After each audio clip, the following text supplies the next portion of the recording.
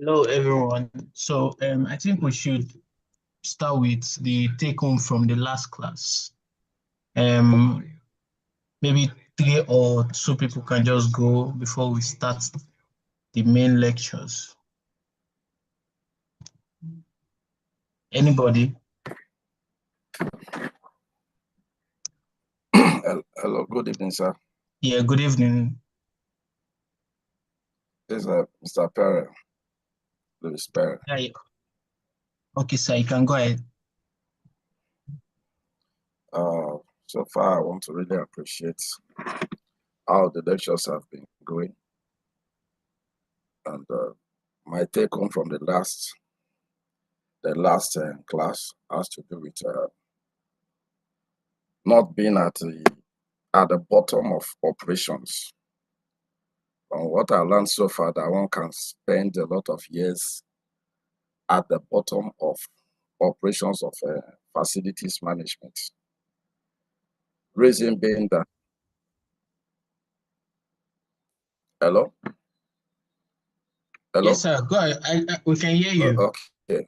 When we don't properly take our time to understand the core objectives of the organization and how we can fit in, how we can draw our programs to meet up the core objectives of the organization, can keep an FM on the operational level for years.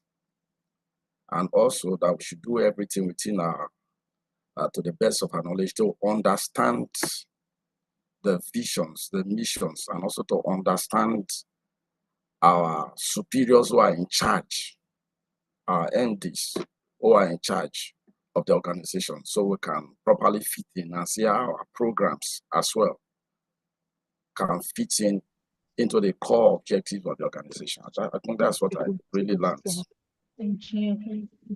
Okay, thank you very much, Mr. Perry. Any other person?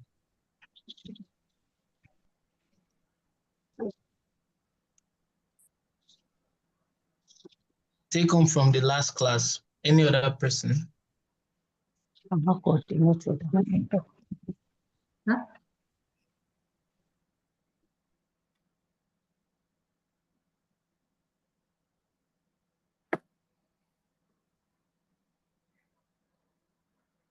Okay, Mr. Daniel, I can see your hands up.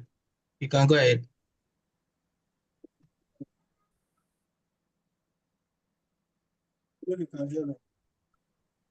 Good evening, sir.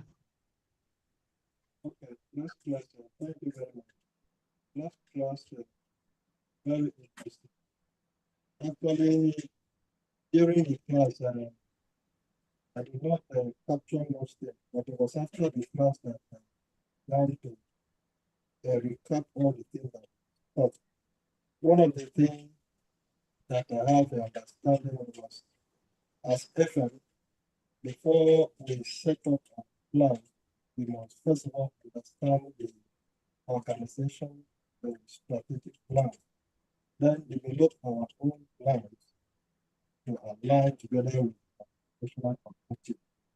Most importantly, I had a better understanding of mission and vision. Though I understood about the vision, but I didn't have that clear understanding that vision is about our future that we want to attain.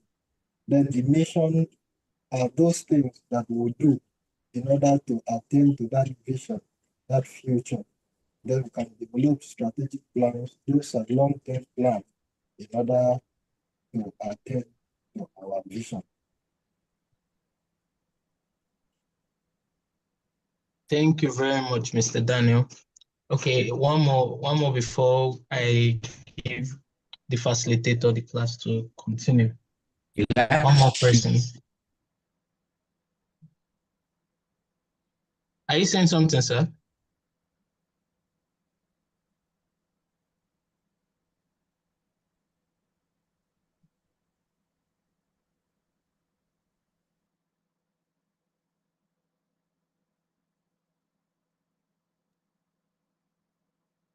Any other person that would like to go with their take home from the last class?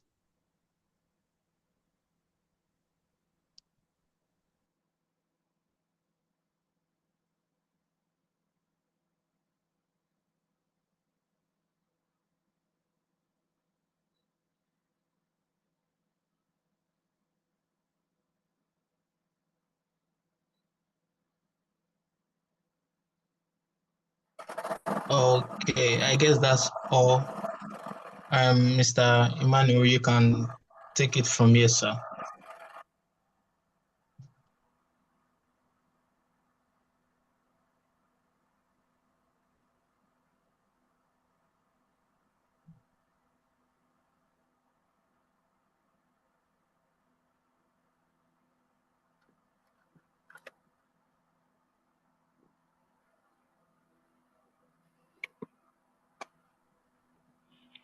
Hello.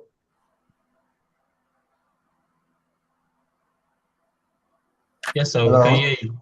Oh, can I hear you, sir?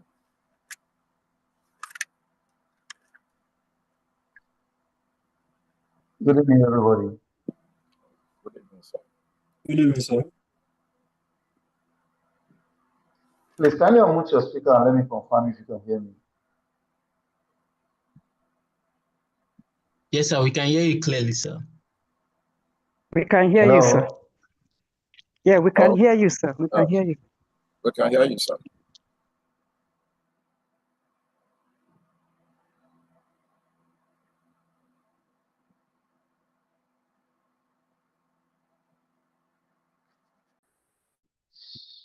Hello, good evening, everybody. Good evening, sir. Oh, I'm not be hearing anything now. Somehow, or please unmute your speaker and kindly confirm if you can hear me. Your voice is clear. We can hear you. Oh, We can hear you, sir. Oh, okay. We Great, very can much. hear you. Go ahead. Oh, okay. Thank you very much.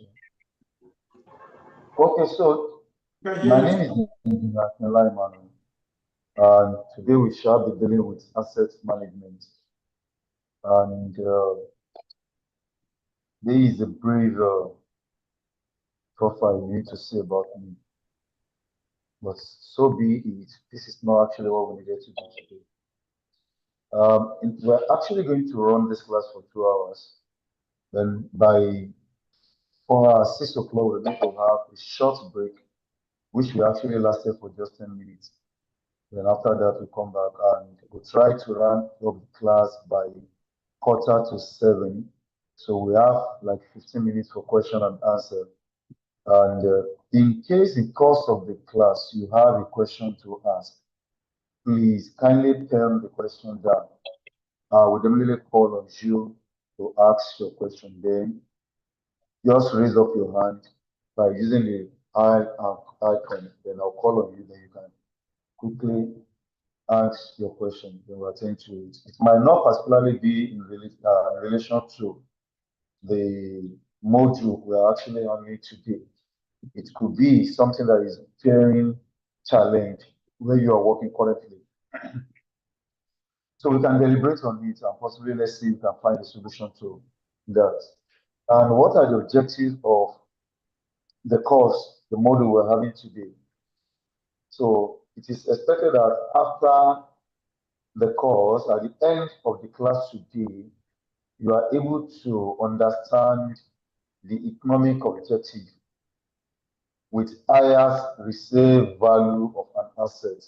The critical value plays in an asset and in inventory, at least the difference between what is an asset and what an inventory means.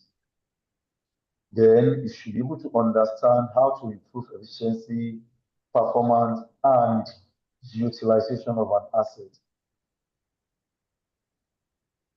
Then you should be able to understand how to facilitate asset data collection, understand asset commissioning, asset maintenance, asset decommissioning, and salvage. Then how do you what are the types and methods through which you can use to calculate your depreciation? Then how do you do asset valuation? What do you need to put in place as a facility manager to ensure you have your assets achieving their set life cycle? Then how do you improve operational performance and efficiency? Then we're actually going to say some few things about how you can synchronize your assets register with CMMS and CAFM. CMMS stand for Computerized Maintenance Management System. It's a maintenance software that you can use to digitalize your maintenance activity. While CAFM is computer-aided facility management software. And what are those course contents we're actually going to be dealing with today? The first is introduction to asset management. The second is asset register. What is the asset? What does asset register mean? What is the purpose of asset register in facility management? Then asset storage and retrieval method. Life cycle asset management. Then the fifth is asset periodic audit and review. So let's quickly tackle the introduction to asset management. So what is an asset? An asset can be defined as an item or a thing or an entity that is completely owned by individual or a company. And this item or thing or entity has the potential of generating, producing, or giving value to each individual that owns that asset or the organization that owns that asset. For instance, we now have a car that we use. This car is an asset to the owner. Either the owner is riding the car to the office, to and fro, that particular asset is serving a purpose because that is actually saving the owner the cost of transportation. So indirectly, the asset is actually generating what? Revenue. It is a resource that has an economic value on with the expectation that it will provide future benefits. So benefits might not actually be today, but a futuristic kind of expectation. For instance, the cash equivalent, accounts receivable, inventory, plant and equipment, vehicles, these are all assets. Your assets could be physical assets and it can be non-physical assets like liquidity, like your fixed deposit. These are assets. Then plant and property or patent. Patent is like you are the rightful owner of a particular product and nobody else has the right to produce that product, or you are the owner of a particular brand, and that brand, no any entity worldwide can use that particular brand. And if there is any need for anybody to use that name, the person will have to start paying you royalty. So that name already become an asset to the owner because that name is actually generating money. If I decided tomorrow that I need to start producing sneakers and I want to start using the name Adidas, Adidas has a patent and nobody is the facilitator. Let's start the next please.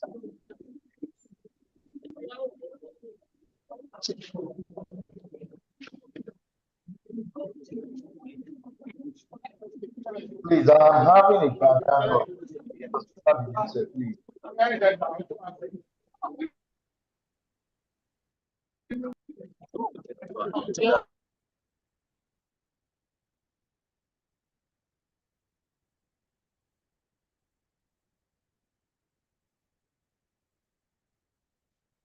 Thank you. So, If I have to start producing sneakers tomorrow and I want to use the name Adidas because nobody is licensed throughout the world to use that name except Adidas itself, I need to take an authorization from Adidas that I want to start using that name. That there's a certain royalty I will actually be paying at the end of either monthly basis or on an annual basis to Adidas, owing to the fact that I'm using that same name to trade. So that name become an asset to the owner of that Adidas. And what are the properties of assets? An asset has three properties. One is ownership, second, economic value, and the third one is resources. Ownership, an asset provides ownership that can be turned into cash or cash equivalent. You buy a house at maybe 10 million naira, and after like 2 years or 3 years, you sold the house at 5 million naira. If you see that you have already turned into cash or cash equivalent, then the second one is economic value. Asset has economic value and it can be exchanged or sold, just like what I mentioned earlier on. People are buying gold becomes like an asset. So they know that in the nearest future, when they needed money, they can easily trade this gold and go back, or possibly you build a 20 2 bedroom apart in 10 blocks of flats, and people start coming in to rent the apartment, and you are generating your what rent. These are other property of an asset. There are resources. Assets are resources that can be used to generate future economic benefits. You have some money that currently you don't need them. You can turn this money into investment. Money that you turn into investment becomes an asset. It's a resource is working for you. And in the nearest future, you're expecting to generate what is called return on investment. Or possibly you fix this deposit account that okay, in the next 3 years, I'm actually not going to touch the money. And don't forget, when you fix this money, the money you fix is actually generating a certain percentage of interest. And by the expiration of the number of years you want to fix the money, you collect all the interest and actually your actual money. The interest you recoup is what that resources has already what generated for you. Then classification of assets. Assets can generally be classified in three ways: convertible, physical existence, and usage. Convertible in the sense that an asset based on how it is easy to convert them into cash. Maybe you sell them off, maybe you trade them off, maybe you lease them. Physical existence is classified asset based on their physical existence, maybe tangible or intangible. Those ones that you can see or you can hold with your eyes. Then which is based on business operational. And in terms of usage, you install a generator within your facility, and this generator is expected to be providing power to the occupant of that facility. Don't forget, you might not be getting money, but you're using this generator for your operational purposes. And as long as the tenants, the occupants are getting constant supply of power from that electricity, they will be willing to pay their what? Their energy charges as well. So how do you classify your assets? You have convertible, you have physical assistant and usage. And under convertible, you have assets and fixed asset. And under physical asset, you have tangible asset and intangible asset. Under usage, you have the operating asset and non-operating assets. So if we need to define our assets in accounting context, a current asset are assets that can easily be converted into cash or cash equivalent, typically within a year, like your cash, cash equivalent, accounts receivable, marketable security, and inventory. Then the non-current assets are fixed assets, long-term or hard assets, represent assets that cannot be easily or readily converted into cash or cash equivalent. Each land, machinery, patents, trademarks, and building. Then the tangible ones are assets that have physical existence, which you can touch, you can feel them, you can see the example of equipment. Then operating assets are assets used for daily operation of the business, which are used to generate revenue for the business or competent activities like your cash, your accounts receivable, your inventory. These are classified under operating assets. These are what you use on day-to-day to run the affair of your business. Then we have the non-operating assets. And these set of assets are not necessarily or required for daily business operation, but can still be used to generate revenue for the business. These are examples of your short-term investment, vacant or interest income from a fixed deposit. These are non-operating assets.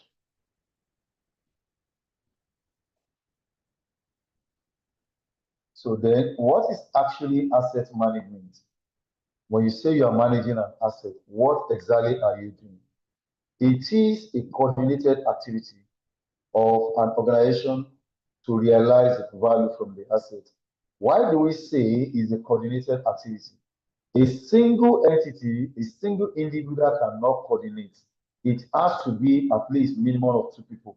So when you coordinate, what exactly are you doing? And that's why asset management goes beyond the purview of the facility manager alone. The facility manager happens to be the custodian who look after the assets. But let's not forget that these assets also form part of the core business operation. And that's why you see that a finance director or CFO or an account manager can easily walk up to your office and ask you some few questions about the assets that are in your custody.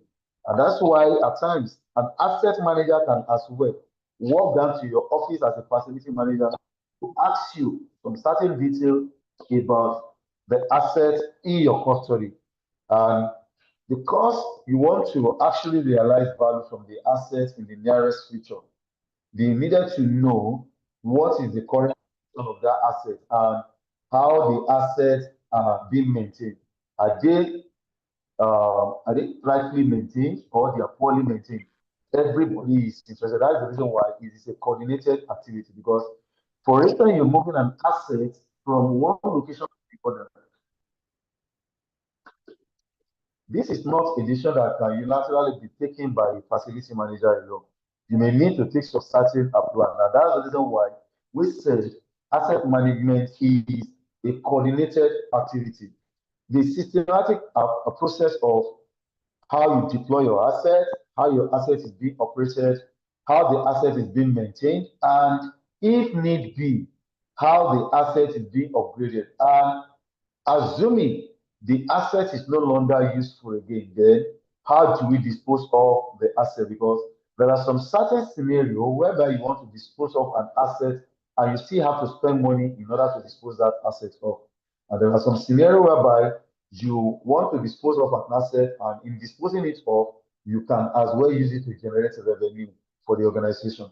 If I need to break down a 20-story building, you know definitely I will need to spend a huge amount of money in getting this done, because I need to get experts, companies who are experts in that area. I need to get the safety approval. I need to get environmental agency approval. I have so many approvals to put in place. These I am actually spending money out. But in a scenario whereby I have some of my fleets of cars that are holding on, in which I already have zero book value as far as their depreciation is concerned, I can easily sell this car off at a maybe ridiculous price, and I can still use it to recoup money back into the organization. So when you are disposing of your asset, which we are actually going to still dwell in detail later, when you are disposing of an asset, you can either spend money in order to dispose that asset, or you can use that same disposal to recoup money back into the organization. These are all what we refer to as asset management. It includes how your asset is being deployed, how your assets being operated, how your assets being maintained, how it is being upgraded and disposed of effectively. And when you're looking at it in terms of an equipment context, as soon as you install and commission your equipment, asset management commences immediately after that. Because the asset has been put into operation, you need to start thinking about operation and maintenance. And when the asset becomes of age, you start thinking about how do I dispose of this asset? Or can I do what you call retrofitting? Can I do what is called revamp? Or can I do what is called upgrading? And let's not forget that all this comes at a cost as well. So, what are the types of asset management that we have? We talk about financial asset management. This can either be active or passive. It is an asset management that deals with investment management fund. I have billions of dollars in my account that I actually doesn't need it to use, and I don't want the money to be sitting in my account. Then I can easily call on Mr. Daniel query. Oh, Mr. Daniel, can you invest this money into X sector for me for the next 10 years? And I know that by after 10 years, I need to start expecting what is called return on investment.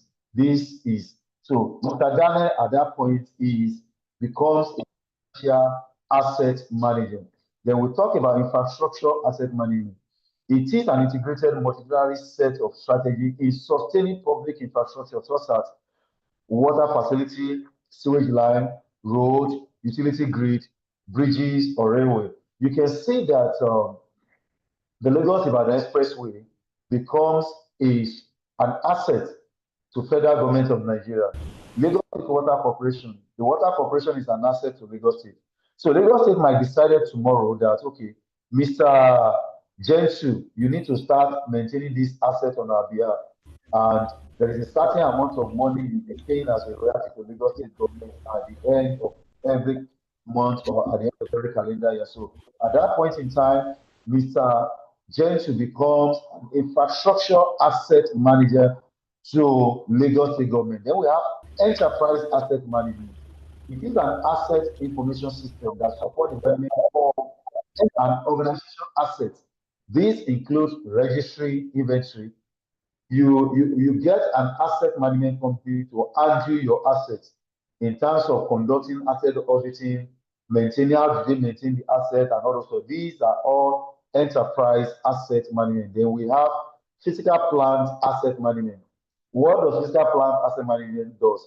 This is the practice of managing the entire life cycle of an asset from design, construction, commissioning, operation, maintenance, repair, modifying, replacing the commissioning and disposal of the asset. That is the physical asset manager. So majority of us that we are facility manager, we fall within this category, physical asset manager. So then we have the real estate manager.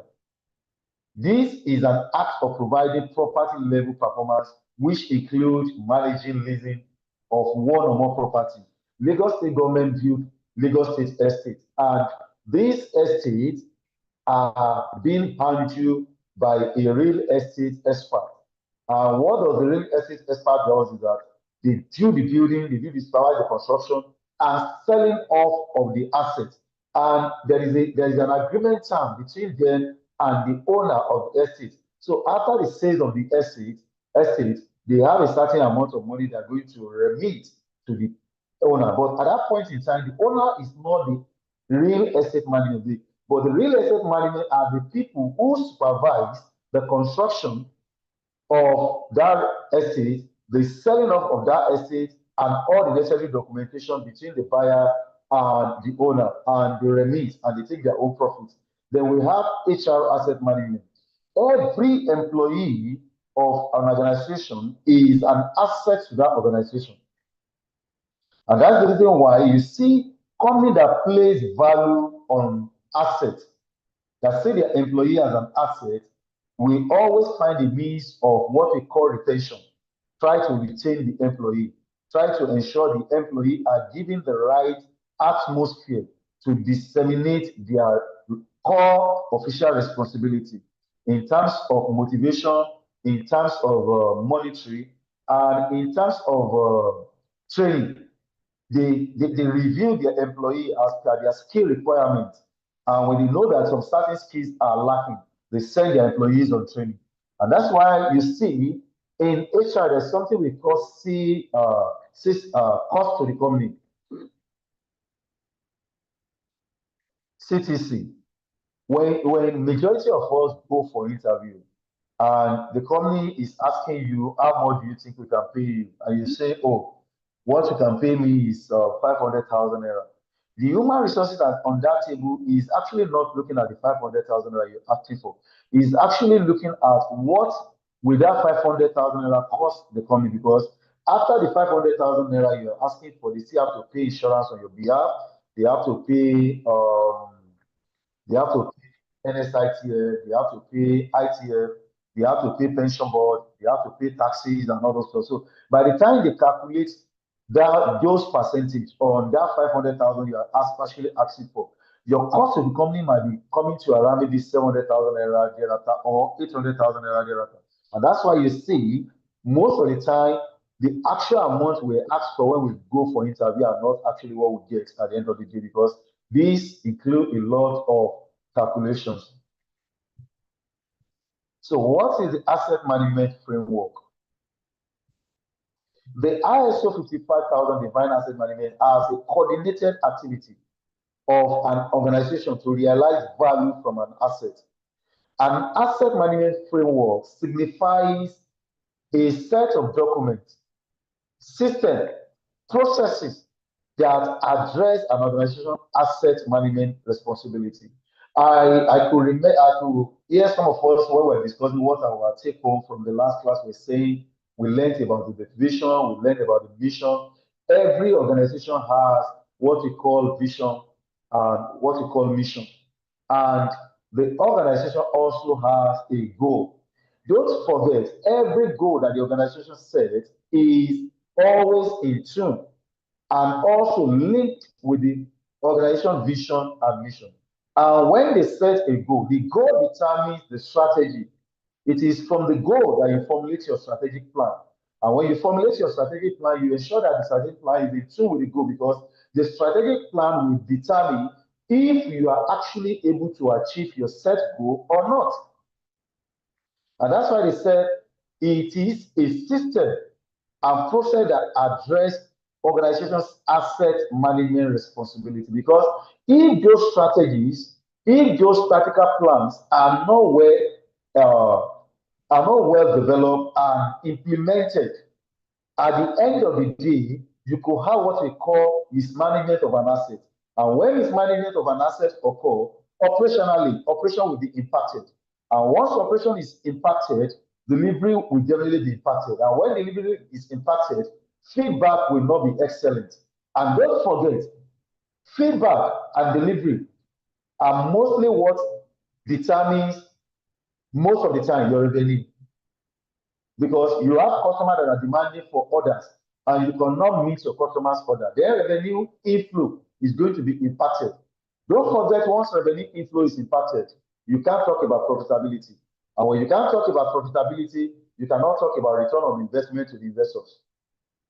So it is the sum of the asset management policy, every guidance policy that the management has put in place to ensure the maintainability of every asset at their disposal. Sum them all. This is what we refer to as asset management framework. It is the sum of the asset management policy, asset management strategy, and asset management plan. The company policies could be that before we procure an asset, it has to go through so level of approval. That is a policy. The policy could say any asset less than 10 million naira can be approved by the facility manager. It doesn't need to get to the CEO. Part of the policy could be any asset procurement that go beyond 10 million naira has to go to the CEO or board of directors. These are management policies. Then strategy could be, so the strategy is how do we maintain, how do we ensure that these assets are in good order. So the asset management framework characteristics are, what are the characteristics of asset management framework? It's establishment of formal policies or plan. Your framework enables you to establish policies and plans how to maintain and manage your assets. It also helps you minimizing an asset portfolio value, which includes developing a policy to identify the value of assets and to derive great value from that particular asset. Then the third thing is evaluating and improving management practices. Evaluate the performance of the asset management system and implement necessary improvements. It helps you to see how the system you've already put in place in managing your assets, how is the system yielding in terms of positive results. And when you analyze and you realize that those systems, those policies putting in place are not actually giving the desired result, then you can do what we call a necessary, you can do what we refer to as gap analysis to know where the gaps are actually are. And once you can itemize the gap, then you can implement necessary improvement in those areas where you have noticed some shortcomings. And what are asset management strategy? The asset management strategy provides a deep understanding of how you can align the asset management portfolio to the overall vision and mission of the organization so that it meets the exact service delivery needed of the organization, both currently and in the future. Then two, it also enables the organizational asset management policy to be what? To be achieved, because once you formulate your strategy, you implement that strategy, and you ensure that that strategy are not being deviated from. Then it is easier for an organization to achieve their asset management policy. Then when you want to develop your management policy, you need to have certain things in mind. The first thing is that what is the current condition of that asset that you are having in place? For instance, I remember in those olden days, when you attend the parties of the kind of chairs you come across are these iron chairs. Some are even rusted, and some, when you wear a white dress to the party, you discover that you got your white dress stained. But when you understand the current situation of that asset, you know that, oh, this asset is made of iron. This asset is printed with paint. This asset is already rusting. This asset can no longer be fitting the current delivery when it comes to entertainment industry, when it comes to the soft service aspect of facility management. Then you now said, okay, fine, we need to dispose of this asset. Let's sell off this iron chair. How much can we recoup from this iron chair?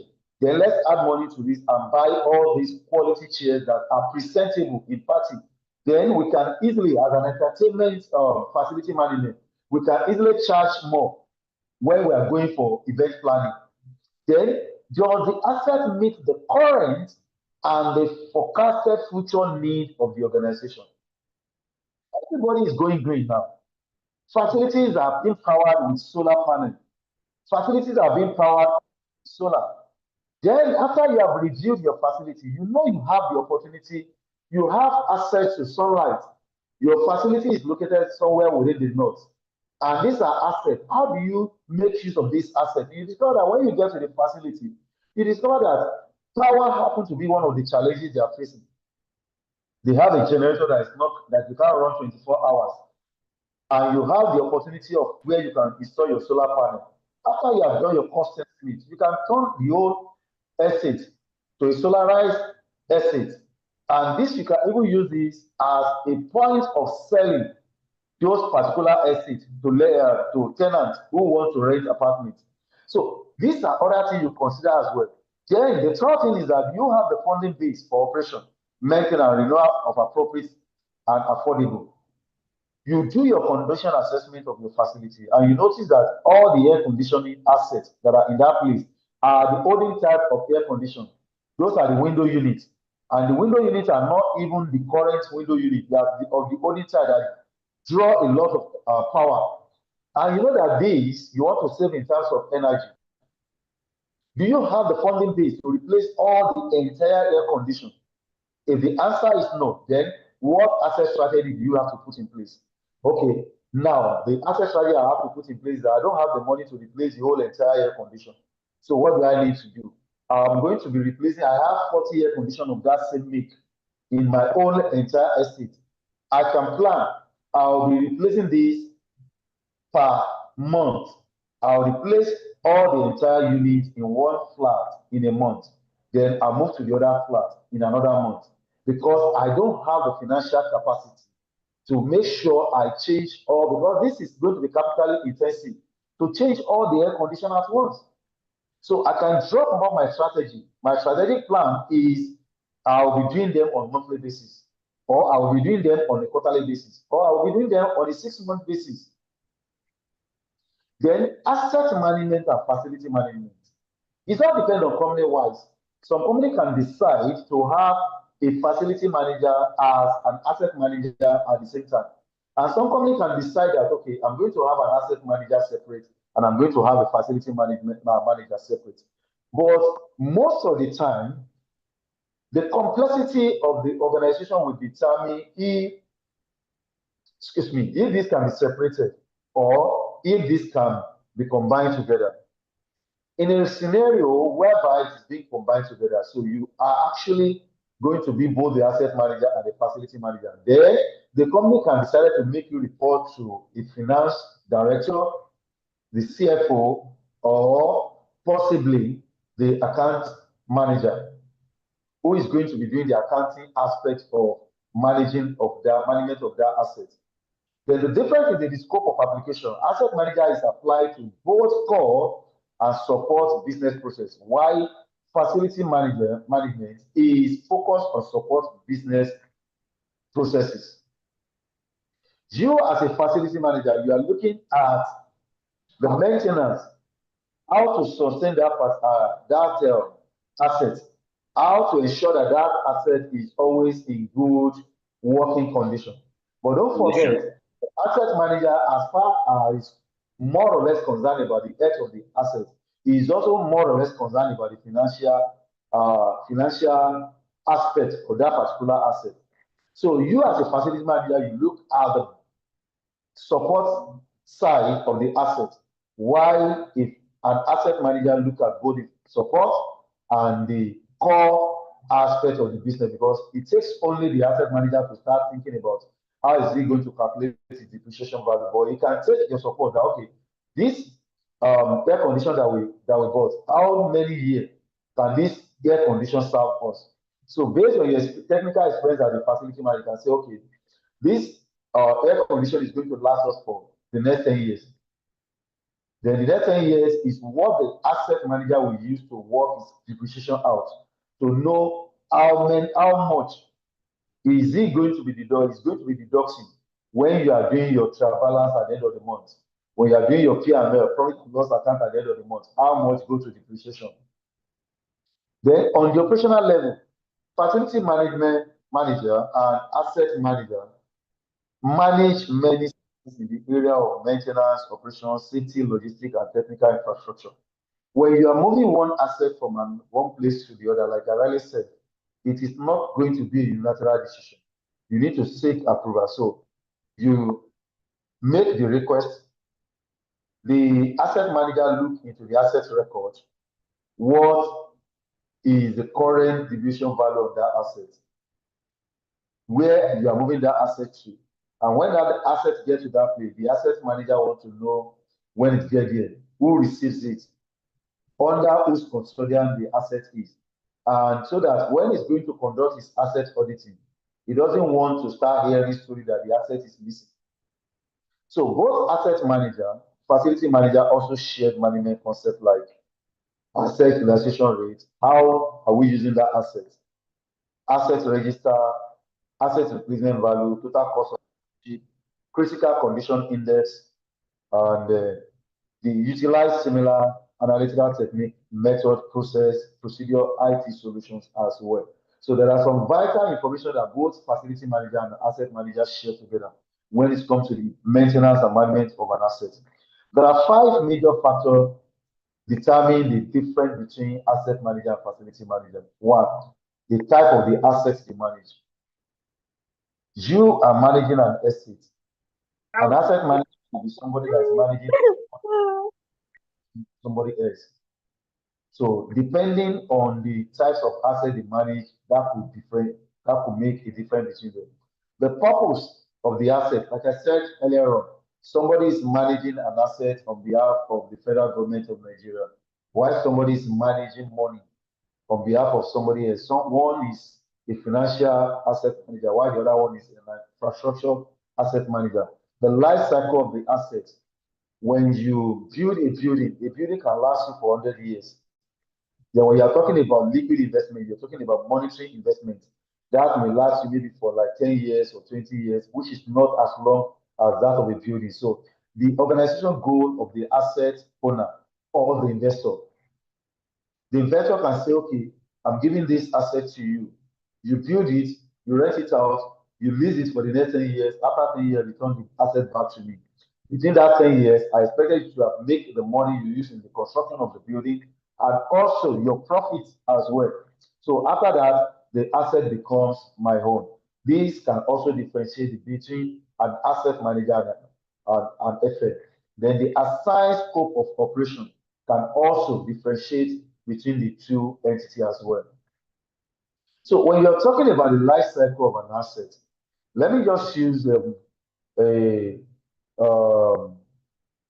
life scenario as an example. And I always use an acronym that I called BAD, B-A-D, BAD.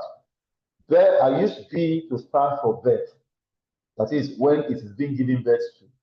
And I use A to stand for the word alive. And I use D to stand for the word death.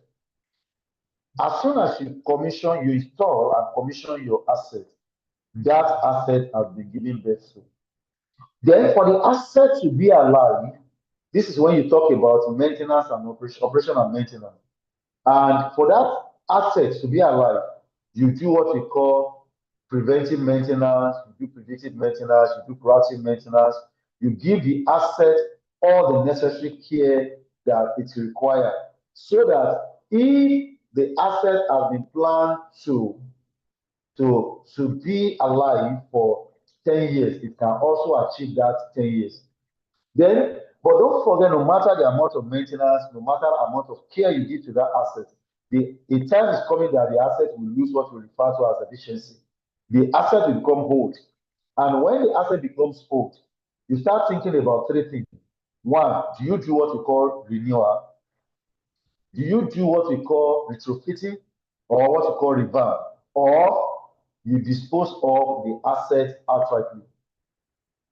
So this is from the commissioning stage, and the disposal of the asset is what we refer to as the life cycle of an asset.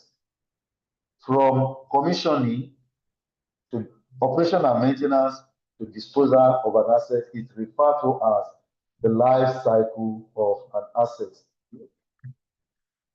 So a key process within asset management is the understanding of the life cycle.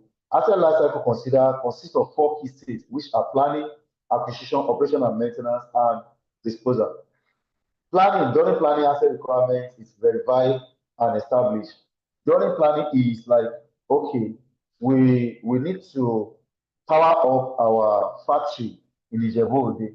So how do we power it up? Do we need solar?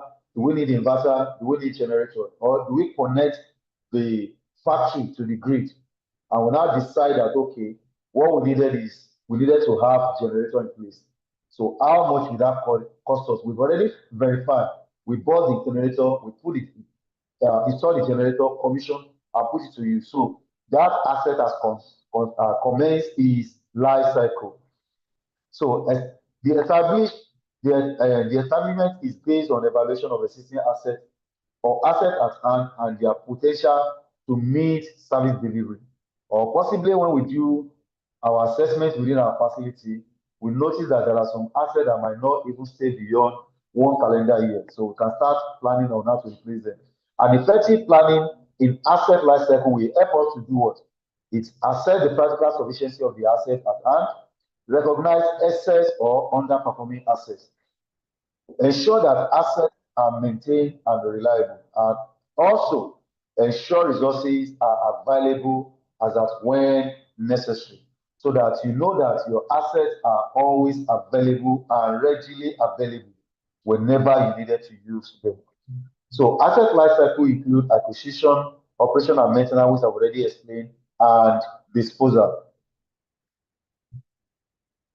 Then asset register. What is asset register? An asset register is a record that clearly identifies all the assets that a business owns or that an individual has. It allows business owner to quickly retrieve information on the assets. And it shows the value of the asset, the date which the asset is acquired, and other related details that can be used for depreciation, computation, and tax purposes.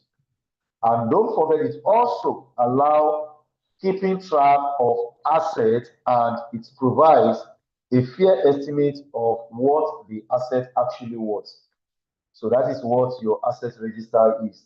And I try as much to advise facility manager in case in your facility where you are currently working, you don't have what is an asset register. Please, after this class, I expected you when you get back to your office tomorrow, you need to start developing your own asset register. So what is the purpose of asset register in facility management? One, it helps you to keep record of the company assets, their respective value and attributes, to simplify record keeping, then also simplifying monthly stroke yearly process with all asset data present in one place. It is easier for you to perform your monthly and yearly tasks like depreciation, maintenance schedule, and audit because you have all your assets in one single folder. No overpayment of insurance because you know you are actually paying for assets that are physically available, not a ghost asset. Then the register becomes a point of reference for business purposes, can also be used for depreciation purposes to verify the existence of all your assets, and also to keep the master list of what is held and where it is held. What is held? Oh, we have a complete water treatment plant where it is being held. It is held in our facility in Abuja. Oh, we have 7 fleets of ELOS vehicle. Where are those vehicles? We have one in Abuja, one in Port Harcourt, 3 in Lagos, and also you want to know per time where your assets are being located.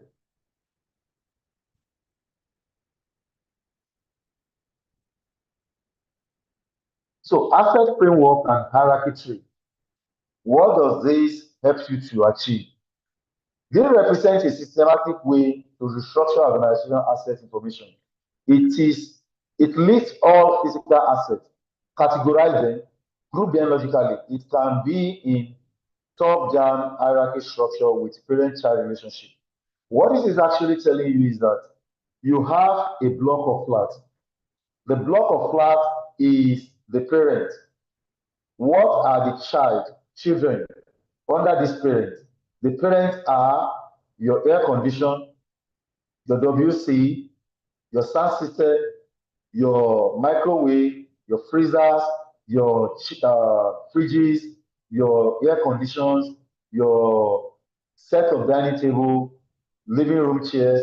These are, you take block A and you now list all what is inside it. You take block B, you list every asset inside that place.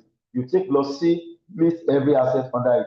That is different from when you say block A, tier 1, or block A, AC number 1, block A, AC number 2.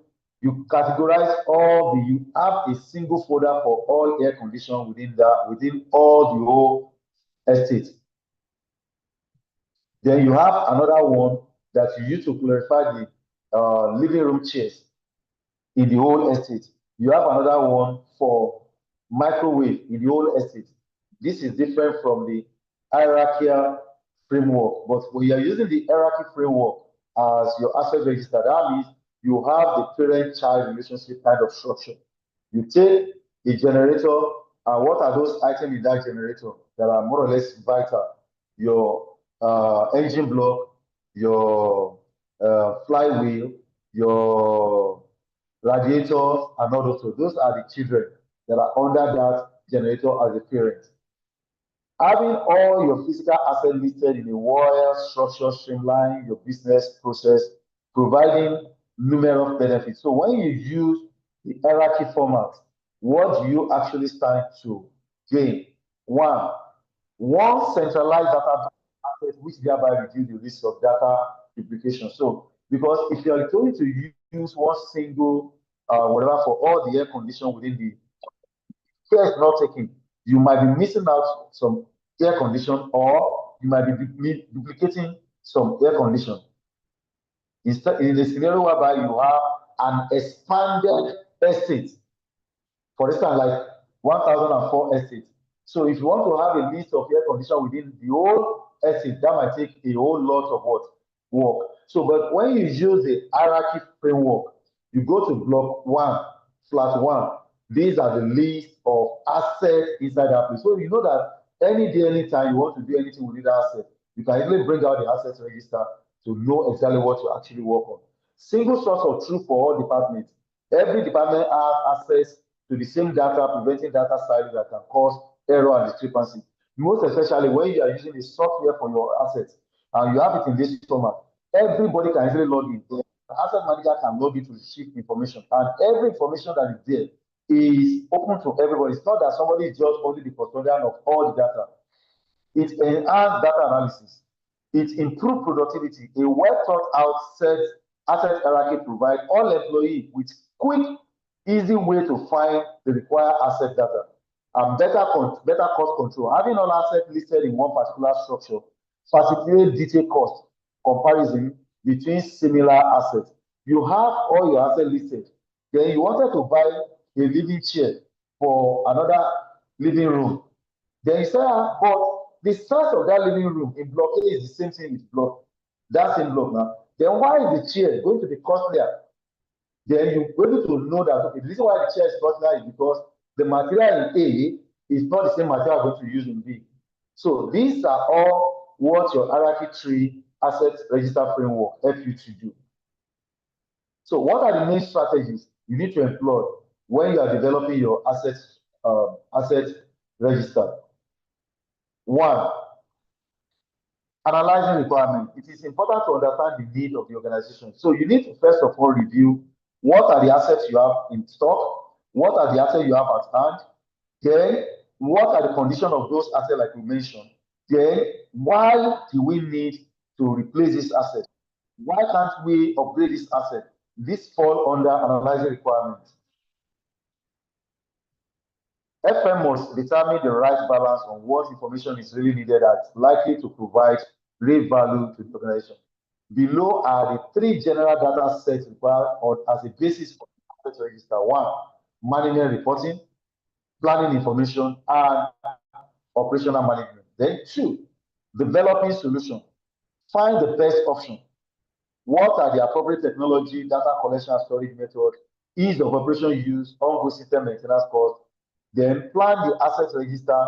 The asset register can be in several different models, formats, asset hierarchy depending on the requirements. So you can use several numbers of formats for your asset register. It all depends on what are those information you actually want to retrieve from there. There are a lot of software currently now that you can use for your asset register. You can easily use to retrieve information from your asset register.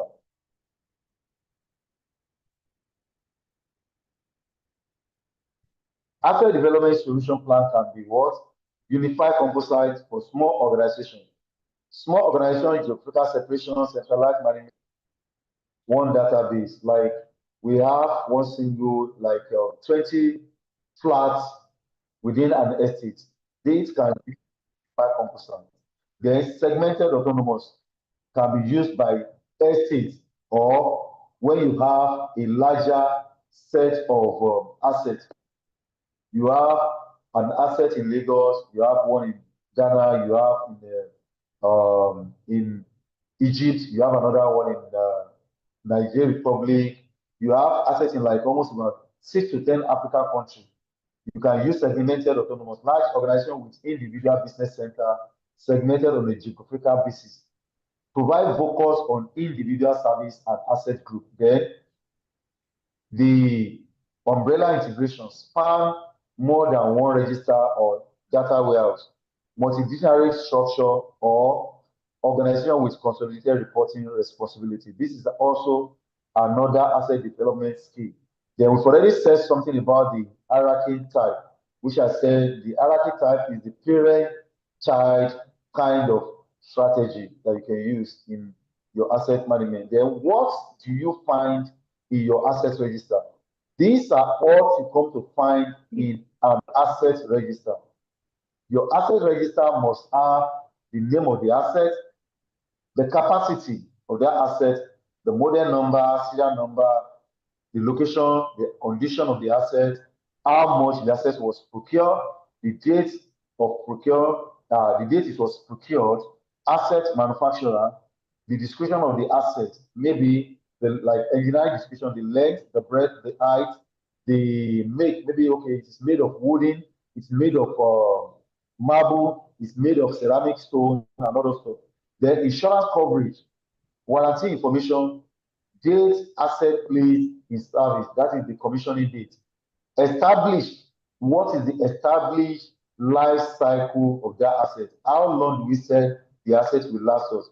Then service value, how much do we expect to see when we want to like sell off the asset? Then assigned asset identification, which is we're still going to discuss about how you can assign an identification number to your asset. Let's note this, as a facility manager, you need to know and have a record of what you are managing in detail. Without having such information, you cannot decide on asset maintenance strategy or estimate your expense or budget. So you definitely need to have a detailed information about your asset because, for instance, like in the angle of warranty, you need to establish what are the items covered under warranty on that particular asset and what is the warranty period. And that's why I try to advise facility management students that in your working place, if any of your supplier tells you they're giving you 3 years warranty on any particular asset, please try as much as possible to ask them what are items covered under warranty within that particular asset. Because somebody will tell you they're giving you 24-year warranty on a generator, and tomorrow the Kickstarter of that generator gives way. Somebody will come back to come and tell you that the Kickstarter is under consumable, that it is not covered under warranty. So always allow your OEM, that is original equipment manufacturer, to spell out items covered under warranty and not even only spelling it out. What are the warranty period? That is very, very key. You got like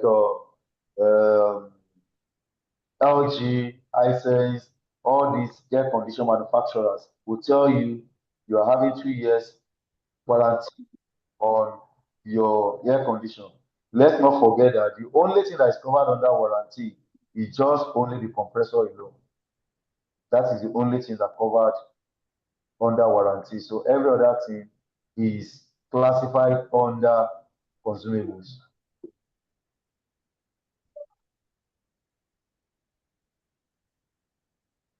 Okay, it's already 6 o'clock now. Let's quickly observe a 10-minute break. Then we'll come back. We'll come back by 10 after 6 to commence our class. Thank you very much. Our 10-minute break starts from now. Thank you, sir. Thank Okay, you. sir. Thank you very much, sir.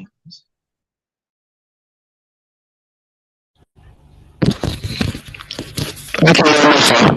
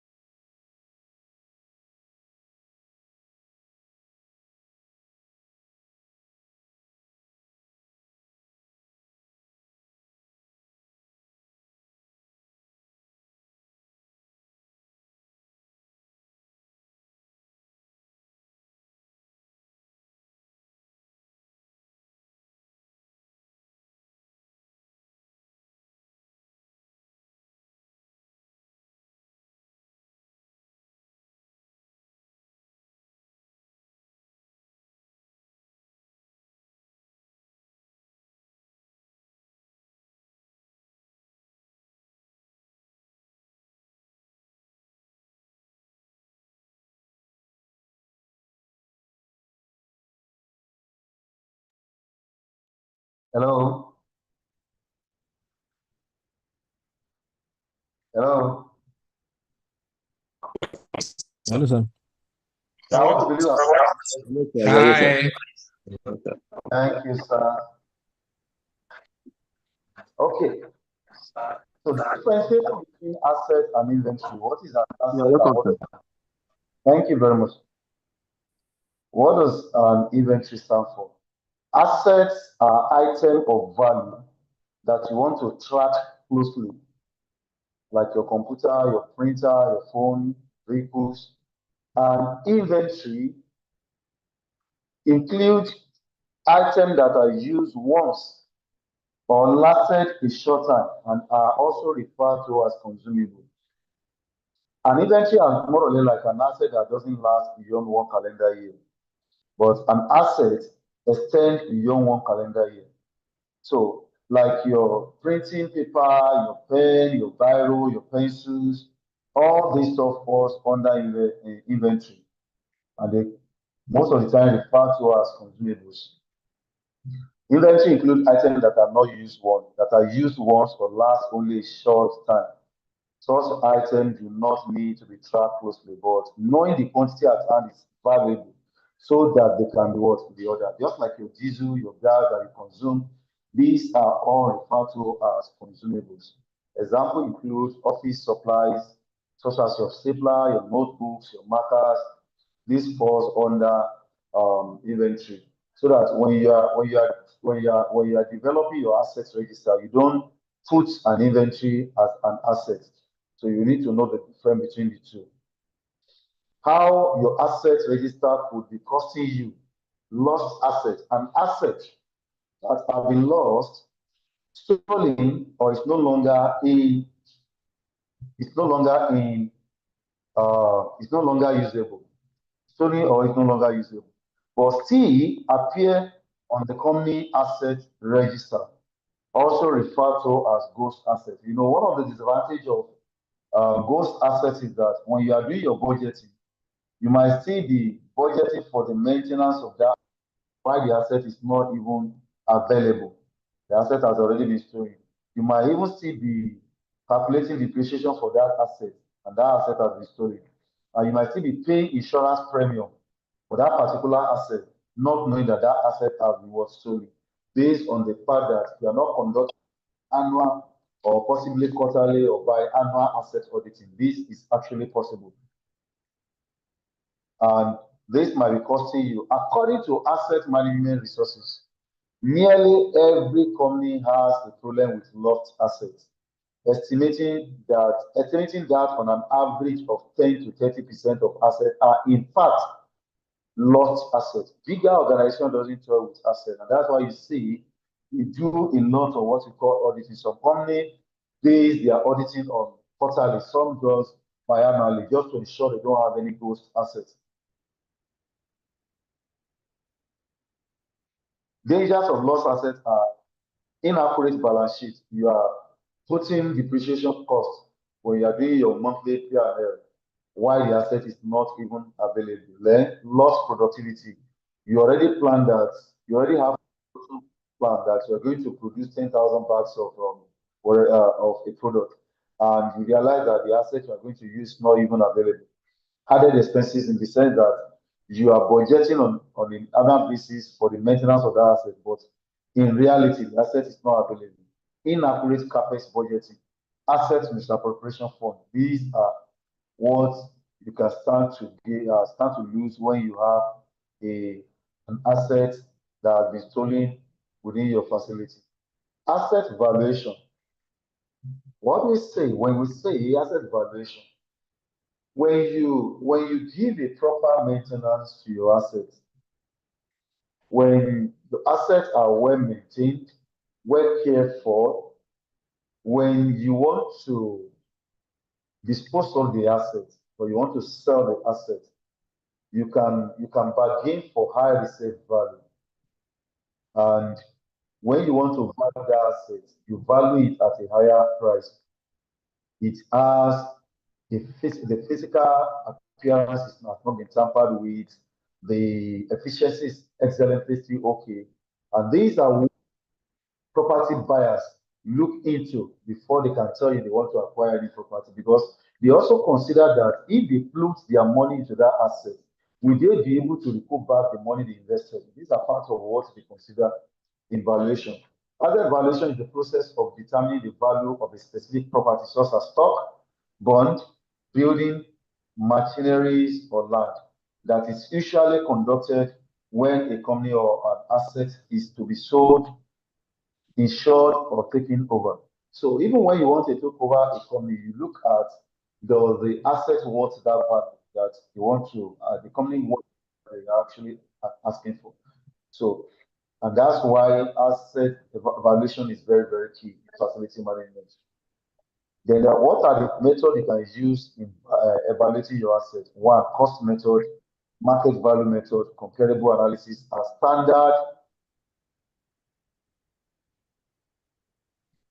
standard cost method. When you're talking about cost method, this is the easiest method of asset evaluation. It is done by basing the value on the historical price for which the asset was bought. You want to sell a property around the Sangote area, and you're like, this property is so amount. Maybe you bought it at this rate, and you put a certain percentage on it. And the buyer, based on historical price, that he knows that assets within that environment cannot go for that particular amount you're asking for.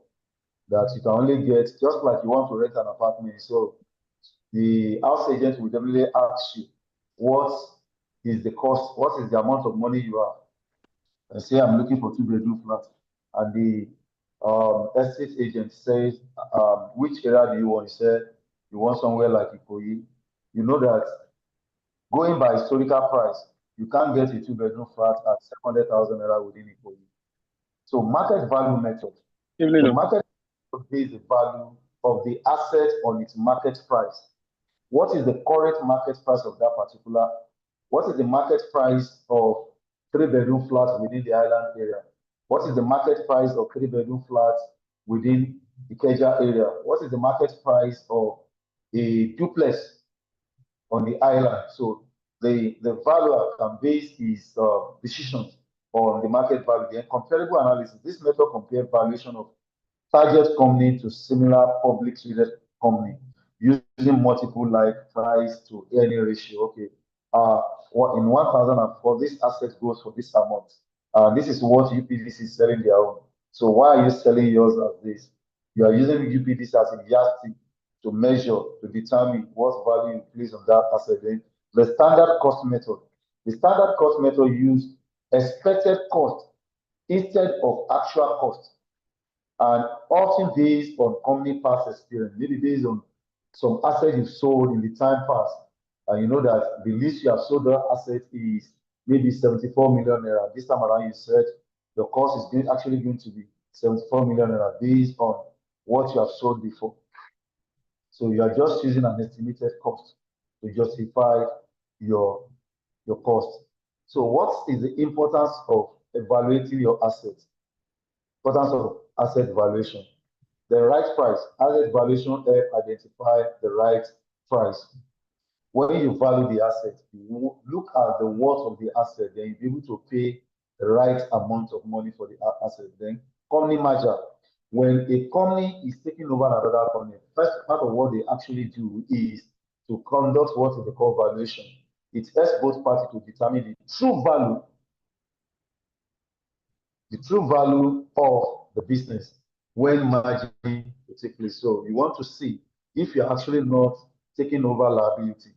You want to see that in the certainty is the business that you can invest in, that you are very sure that in some years to come, you can break even and start talking about profitability. The loan application, when you are applying for a loan in bank, the bank can request to evaluate the property that you have, that you want to use as a collateral for that loan. So if the value of that asset is lower than the loan, your loan requirement, the bank stands the chance of turning down your request. But when you have an asset that the value is far beyond your loan request, the bank will automatically grant that, because they know that you have a collateral that is more valuable than the amount of money you're actually asking from them. Then asset storage and retrieval method. If you don't have a complex facility, you could base your asset storage or maybe possibly Excel. You design an Excel format that you have all those assets registered and the detail of your asset and every other thing. But if you have a complex asset, if you're a complex organization that have a complex asset, you could go for software. There are a lot of software in the market of facility and quality management today that you can use for your asset management. And there are companies that are completely, their core competence is management of assets on behalf of another company. So you can trust them with your assets in terms of management.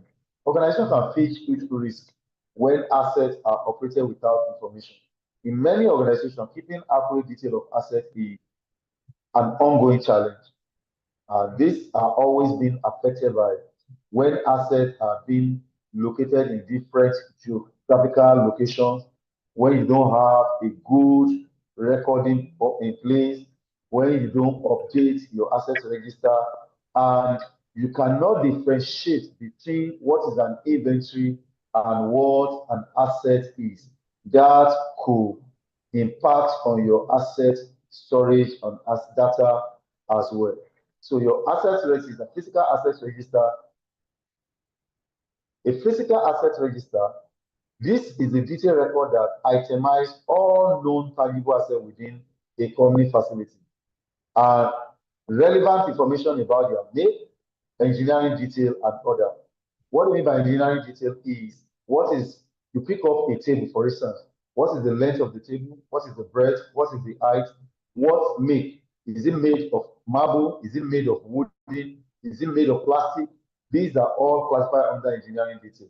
Then what does your physical asset register gives you in terms of benefits? Asset utilization improvement, you are able to utilize your asset to the full capacity. Asset maintenance schedule, compliance, and optimization. So you can schedule the maintenance because you know where your assets are per time.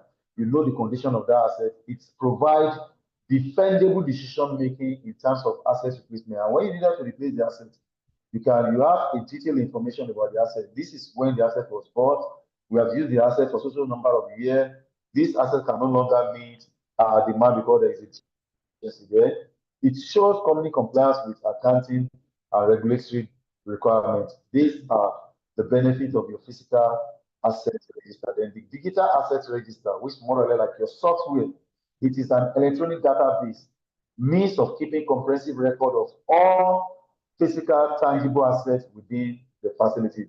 You store up your assets in a software manner. Then you can source your data, your information about that asset at that time. Then when you do digital asset register, what do you start to gain? Your access, you have access to centralized electronic asset data. So you can actually log in on your system and have access to every information, even if the asset is in US or the asset is in Germany or you have access far down North Nigeria. You can easily know what is the condition. You can easily know several numbers of information about that asset. Real-time access help you in maintenance planning. So right on your system, you can draw up your maintenance plan. This asset needs to be maintained. Please, can you help us mute your speaker, please?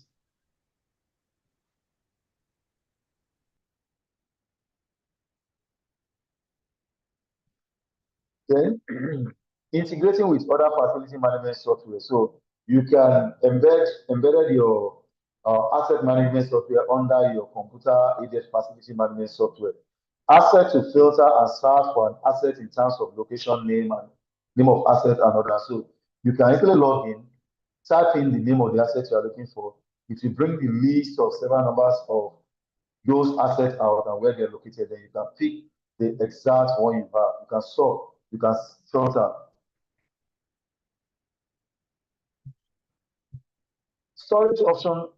Then how do you store your asset data? Storage options are the places where you store up your digital asset data, such as your local drive, your cloud, or digital asset management, which is that software.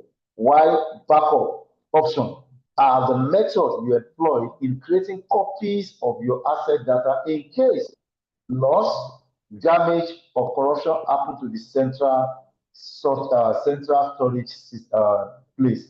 And that's why you see you have your assets, you can save your assets in your normal USB, your normal USB, you can store them in your hard drive. You can have like maybe 2 or 3 hard drive, or you can as well mirror your asset data as well. Ensuring you consider when choosing your storage system, what do you need to consider? Consider the factors such as security, scalability, accessibility, cost, and performance when selecting your asset data storage and backup option, because there are some of these software that are cloud-based. And when it is cloud-based, it's going to require internet. And some of these cloud-based might require you to start paying license. Do you have the financial capacity to be paying for the yearly license renewal in order for you to have an update, in order for you to have access to your asset data at every point in time?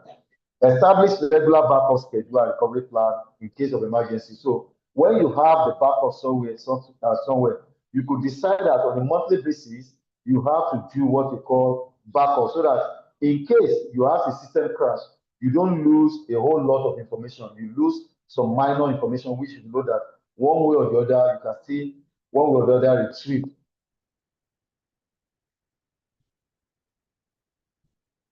Then asset tagging. What do you mean by asset tagging?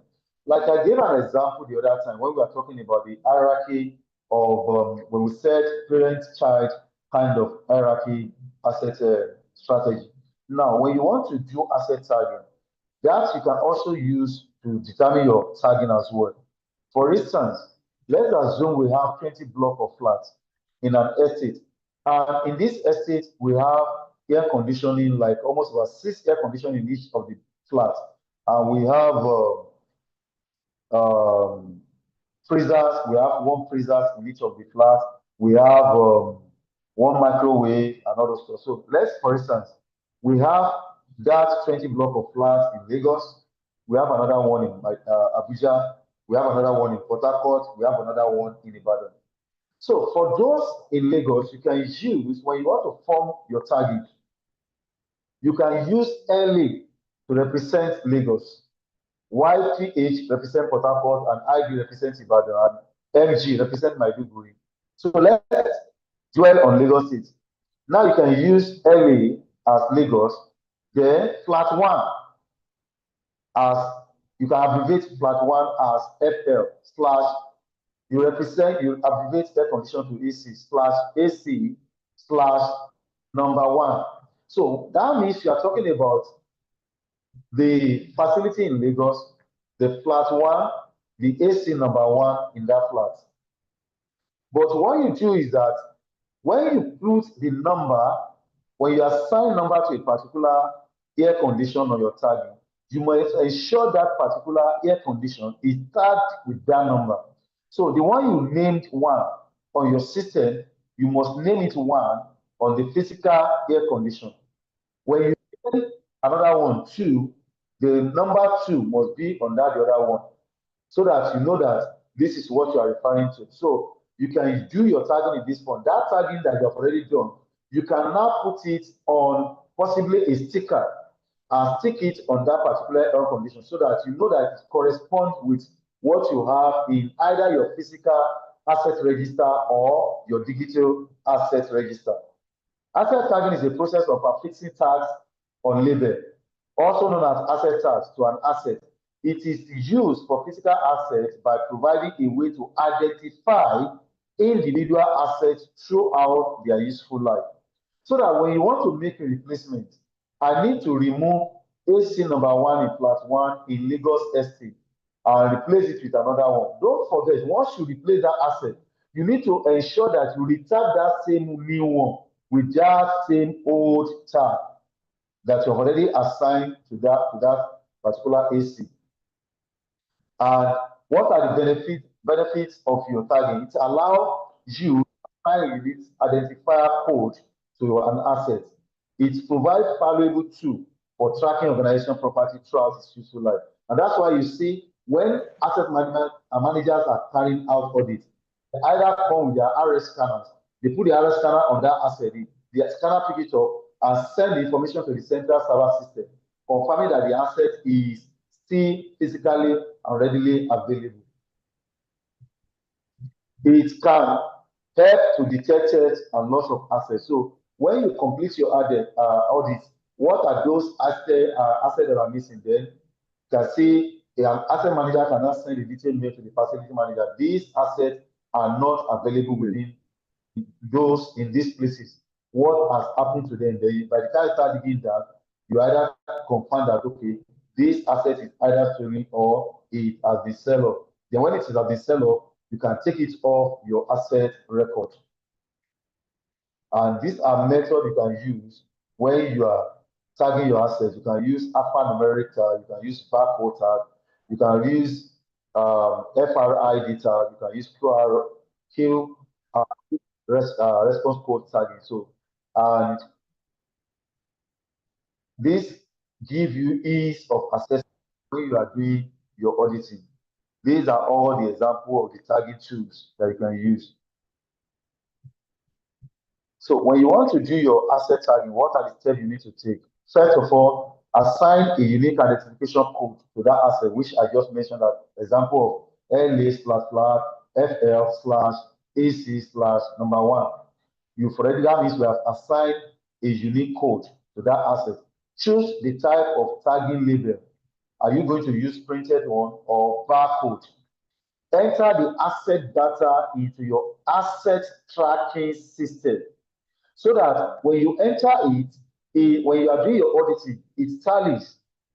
Tap the asset, then data verification, verify and connect the asset tagging system. So try to see if the asset verification that you are going to be using to do auditing pick up the tagging and send the information to your central server system. Then asset lifecycle, which is already discussed earlier on. An integrated and multidisciplinary approach is recommended while developing this policy.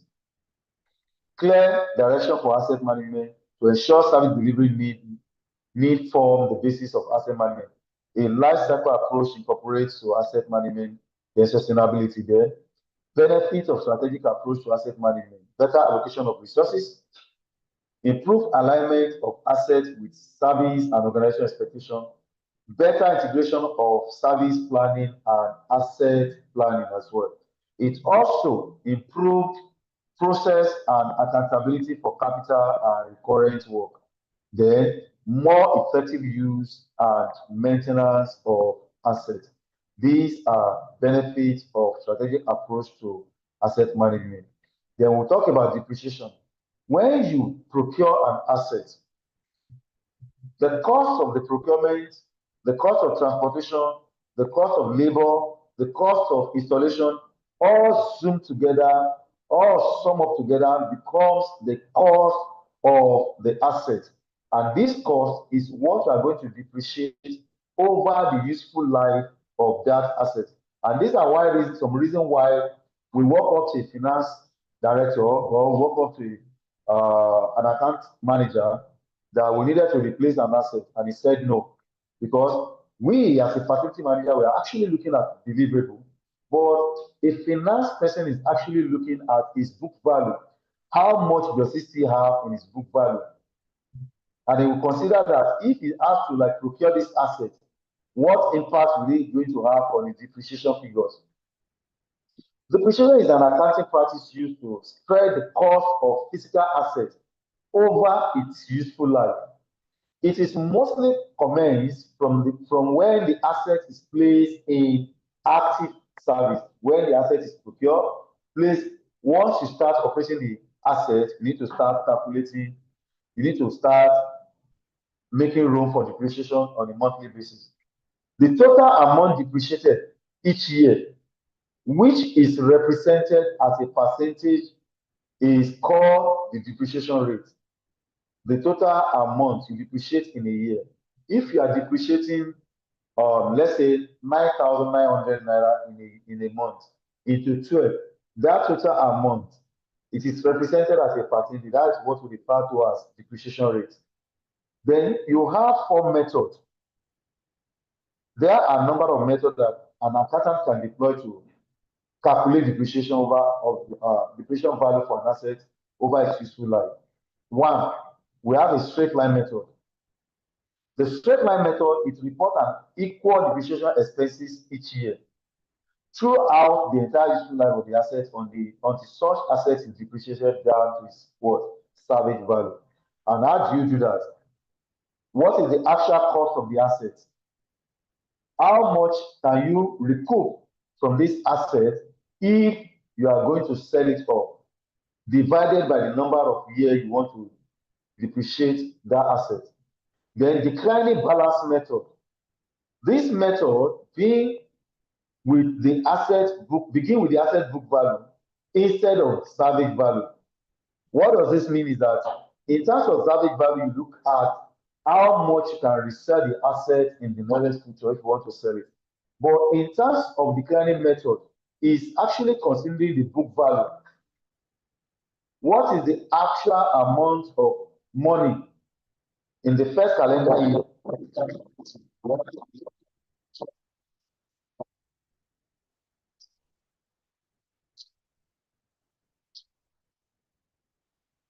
Which is 7.1.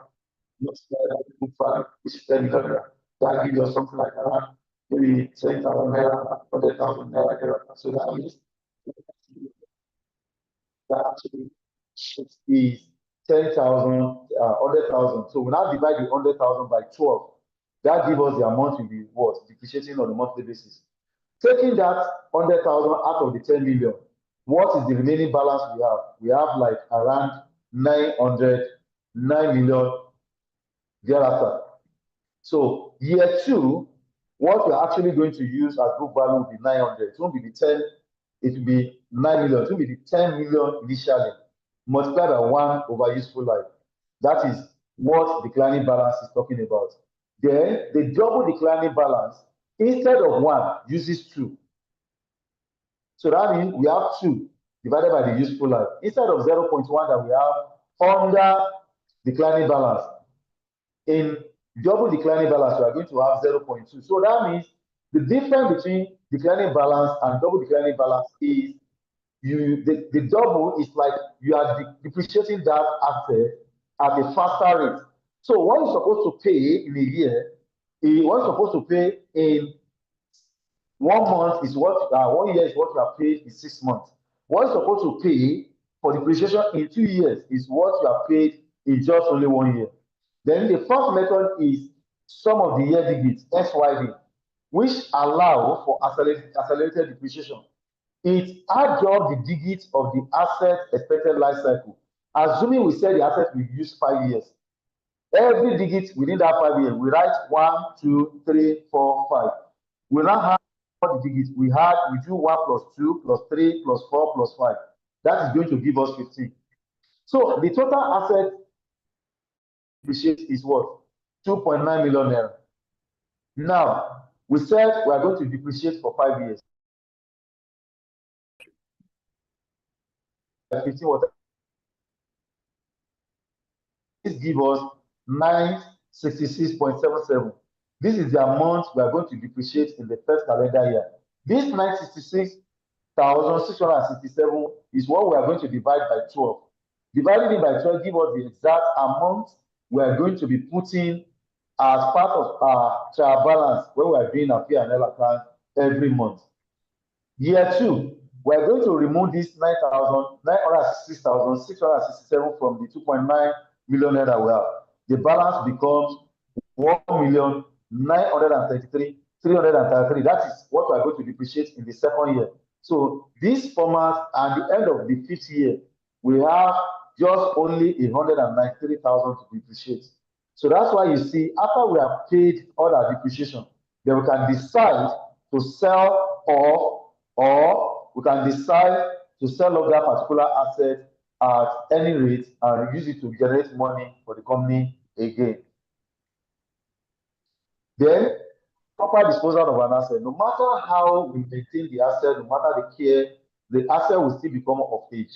And when the asset becomes of age, it calls for what? Disposal. What is asset disposal plan? a plan that documents the activity and costs associated with the disposal. So once you procure an asset, you need to start having a disposal plan in place. And this includes, what do you need to dispose this asset? Do you need an external vendor to do that for you? Is it what you can do in-house yourself? Do you need to get a contractor? If you are going to get a contractor, how much are you going to pay? You need to have all this plan in place. Then generally, part of a comprehensive asset, it is also part of comprehensive asset management plan. Any activity associated with the disposal of a decommissioned asset, such as selling of the asset, demolition, or relocation, must well be thought and planned ahead of it. If the asset is what you are going to resell after its useful life, you have to have the plan in place. If it is something you are going to demolish, you know, when you are demolished, during demolition, you spend money, you are not recouping money back. So you need to have those things planned and in place. Your asset disposal plan should include forecast of the timing for future asset disposal, cash flow forecast, identify income and expenditure associated with the asset disposal. This is what I said, that you can either spend money or you recoup money. You can generate income or you can expend. You can spend money in order to dispose of the asset. Then time asset disposal to ensure that the replacement assets are operational. That is, the new one that you put in place is actually operational, and the old, after taking the old one away. And also, the new one must be able to absorb the workload of the one that you removed, or the one that you decommission, or the one that you sell off, so that users or the end users are not inconvenienced needlessly. Asset disposal plan is an important component of asset management plan. Since disposal cost can be as much as 5% of the full life cycle cost of an asset. Replacement of an asset. What is replacement cost of value? The amount you pay to replace an asset at present according to its current worth. Understanding asset replacement cost. A certain aspect approach to the as certain assets approach the end of their useful life. Expenditure to replace the asset need to be anticipated. Then, if this is going to be capitally intensive and you don't have the financial capacity, then do you need insurance coverage for you to get this done? Or do you need a third-party investor to come in? These are all what you plan that you put in place during asset replacement plan. Please, can we have that speaker muted? Mr. Claire Muiwa, please, can you mute yourself? Oh, sorry.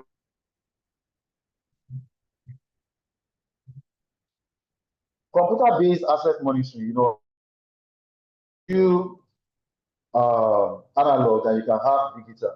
When you are operating the computer base, that means you digitalize all your asset management and monitoring system. Assets are critical components of any business organization, but tracking those assets can be one of the most time-consuming tasks of the entire workday. Barcode, asset tracking tools, when you use any of those asset tagging that we talked about and you streamline them to be done digitally, what you stand to gain is that it makes your work easier. Then it helps to make employee work more efficiently and productively. Then it is also easy for you to track your asset during auditing. It enables organizations to track asset maintenance, location, save valuable time, and eliminate the need for spreadsheet. When you're using software, you don't need the normal Excel spreadsheet, because when you are still using the normal Excel spreadsheet, when you go for asset auditing, you need to write everything down. And when you come back to the office, you need to input them into your computer. But with digital, it is easier for you to streamline between your barcode and your computer system. And it also helps you to ensure proper inventory management.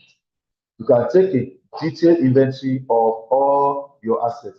These are CAFM, under CAFM you have software for building automation, software for space asset management, software for real estate and property management, software for facility assessment, software for maintenance and operation, and computer-aided design. There are several numbers of software for this.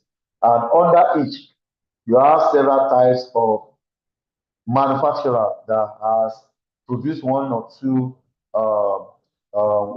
software that you can use. In terms of operation and maintenance, we have Micromain, we have Facility Wizard, we have Prisms. These are all software makers. So the first thing you need to consider when you want to venture into software, into digital asset management is what type of software do you want to use? That Mr. Chuka, Mr. Chuka is using a software doesn't mean I should use that.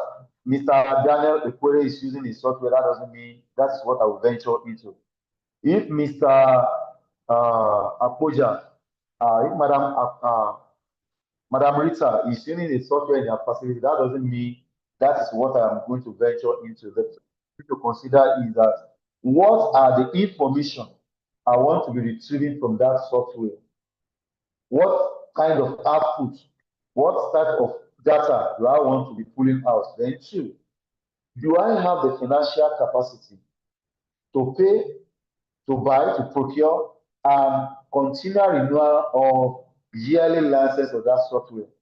Then third, the software provider, do they have after what we refer to after sales service? Then the software itself, is it going to be user friendly? These are all what we need to consider before we venture into any of those software that we want to choose for our digitalized asset management system.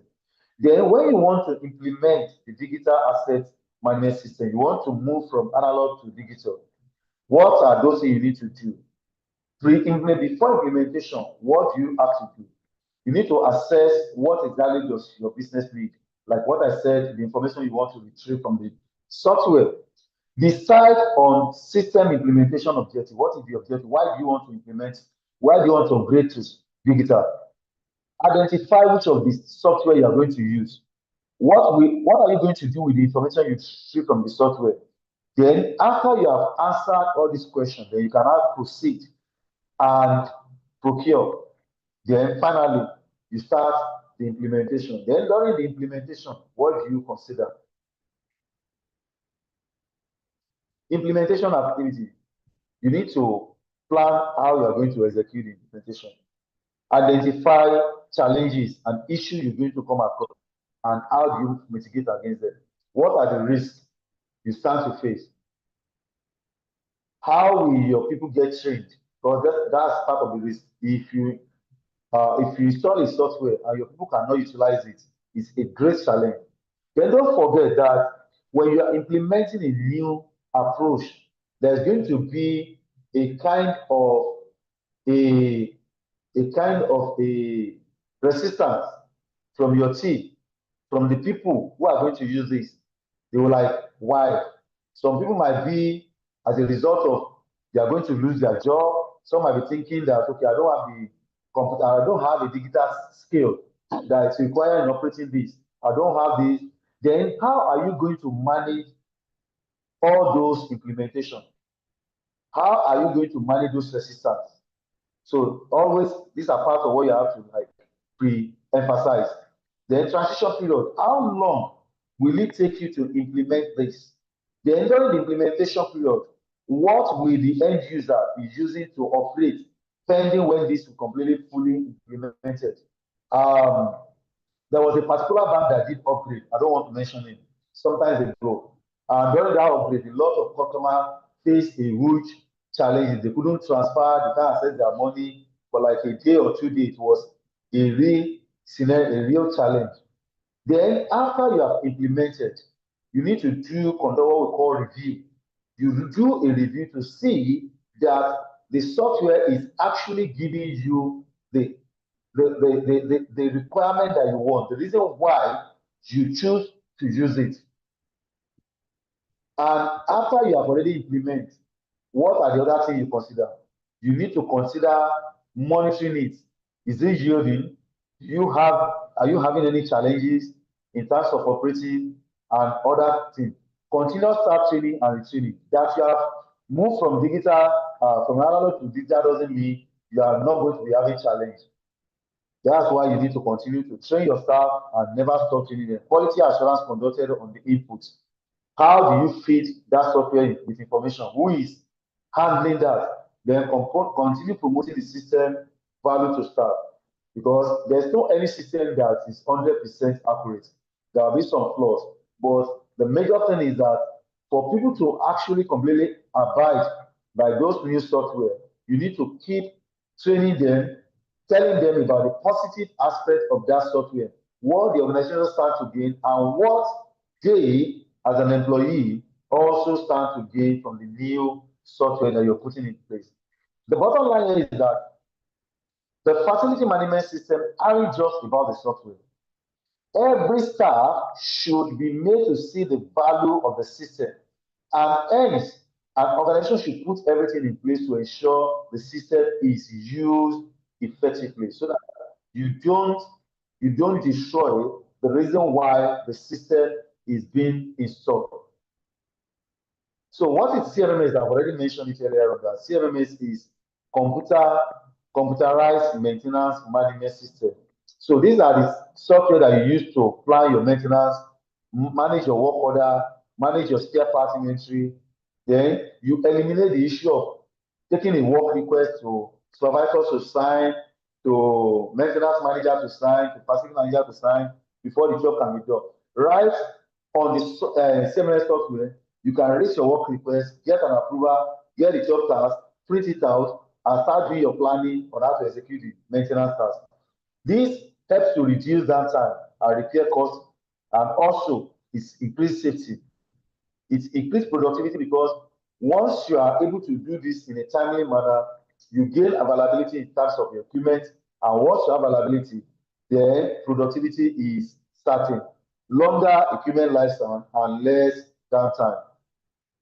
So when you are implementing your CMMS as well, it's more or less like what I've said about asset management software. You need to get commitment of the management. Then get the CMMS installed. After installation, train people on it. Migrate your assets that are required into the CMMS software, so that you can start assigning maintenance practices to them.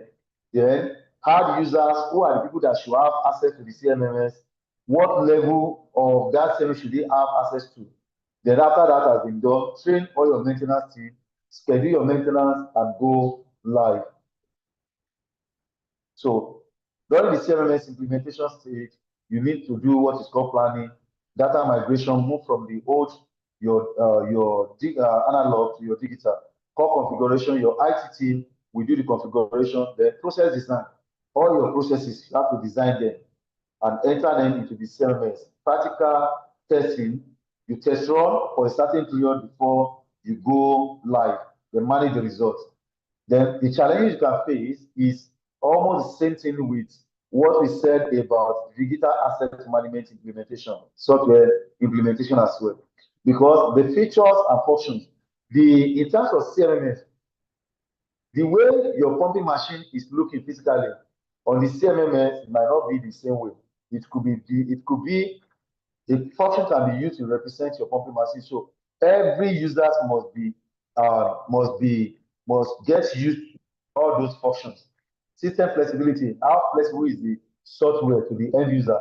Then interface capability, when you are migrating, is it syncing with your old digital analog system? Then security, how secure are your data? Because you can imagine you have already migrated to CMMS, and this is what you use to draw up your maintenance activity, and the system crashed.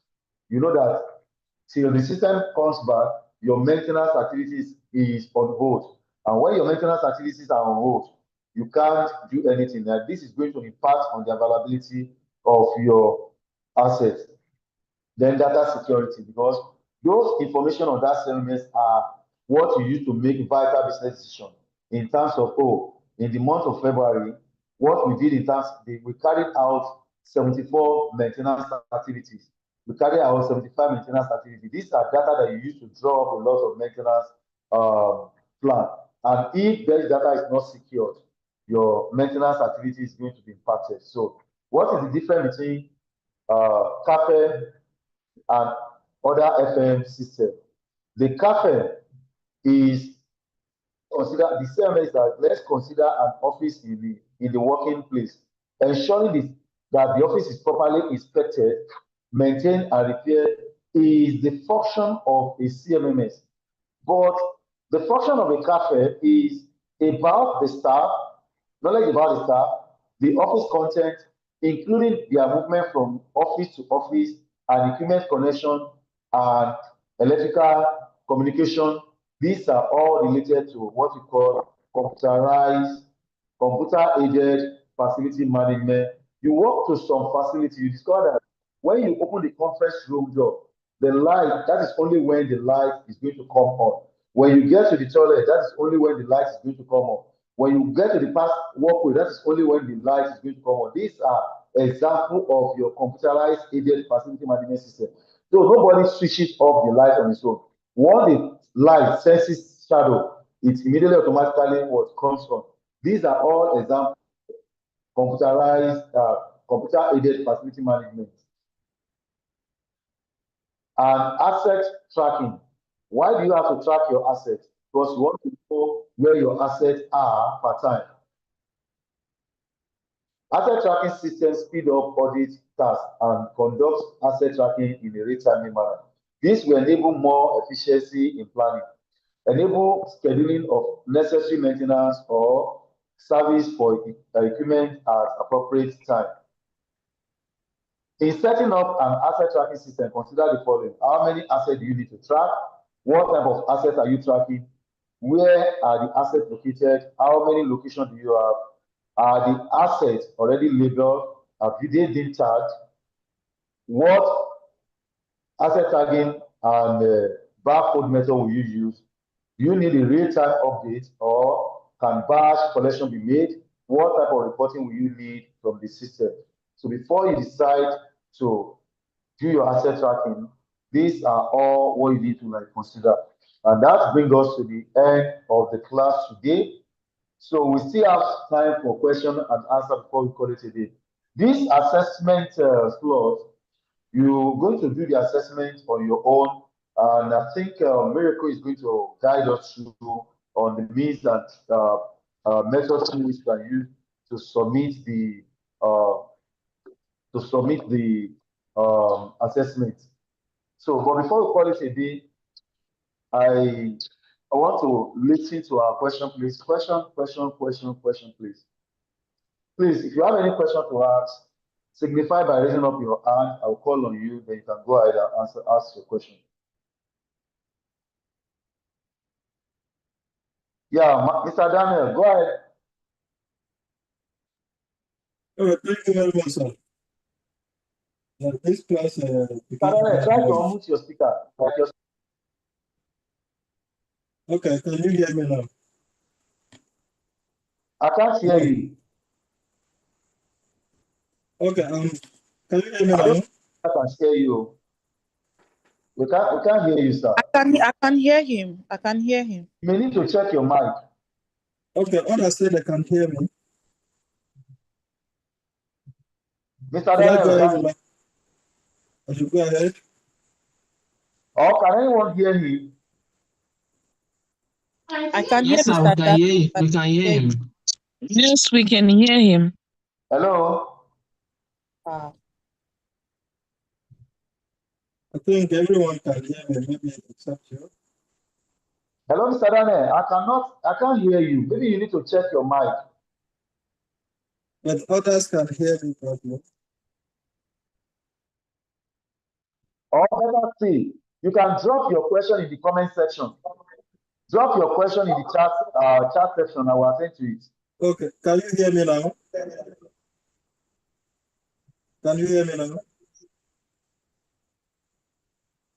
I think us can hear you. It's him that is having that problem. Any other question again, please? I can hear you, Daniel. Since the moderator cannot hear me, so I will drop my question on. Okay, Mr. Asoye, go ahead. I hope you can hear me. Hello, Mr. Asoye. Yeah, can you hear me? Okay. Hello everyone. Please, it seems the pastor cannot hear. Let me message him. Okay, so I can go on. Can I go on? Hello, can I go on? Yes, you can go on. Just wait. Okay. Okay, my question is if intangible assets are also regarded as assets, intangible like maybe trademarks and all that are regarded as assets, why are they not included on the asset register?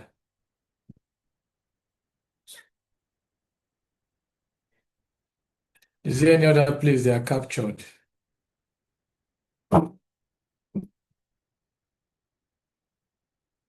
Did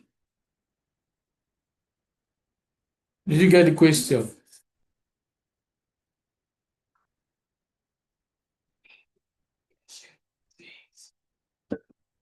I can't really say where the issue is actually coming from because I cannot hear anything from anybody. Because they want it. Now this one they are calling and then now they're not acting like nothing.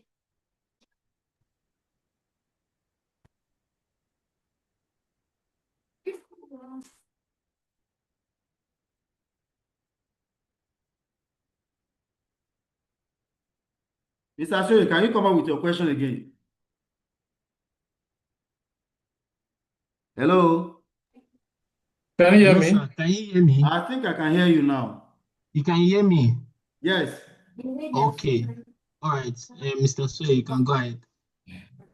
Okay, so my question is that if intangible assets are like trademarks and all that are regarded Yes. as assets, Yes. why are they not included on the asset register? Is there any other register where they are captured?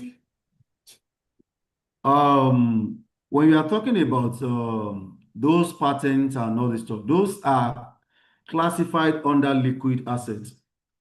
So those ones that you can maintain a physical the one that you can maintain asset register for are classified as physical assets, which are those ones that you can see, touch. How does that answer your question, sir? Hello? Yes, it does. Okay. Yes. So, Mr. Daniel, go ahead. Okay, thank you very much, sir. Thank you, Mr. Daniel. Yeah, the class are so interesting today. My question will go like this. In an organization that You're breaking, Mr. Daniel, you are breaking. Okay, can you hear me properly now? Yeah, I think it's better now. Okay, in an organization that Okay. this a computer-based asset monitoring, and you said what? The organization that have operate this asset monitoring system, the computer-based asset monitoring, and have a location in different locations, which each of the locations have their own facility manager, but they operate as a decentralized system. And mistakenly, maybe one of the estates have been using the asset code, the ID that is in a different location to operate without the real asset user is aware of it.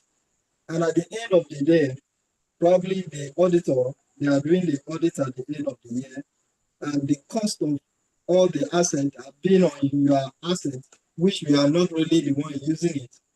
So to me, don't you think that it's better as a facility manager outside the organization computer-based asset monitoring? You should have your own system of monitoring your own particular system, your asset, in terms this kind of error occur. I don't know whether you get my point. Just give me, I'm not getting that But let me try to get you clearly. 1 minute. I need to check my. Just 4 minutes. Okay, sir.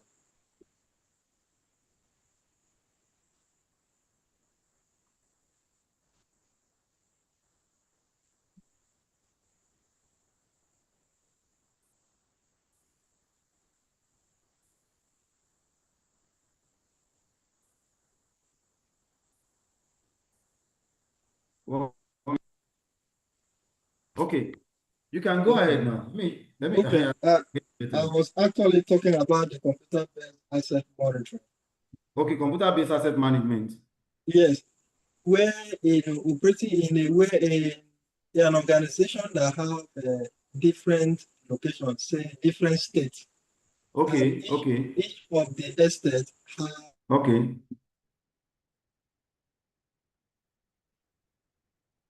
Network.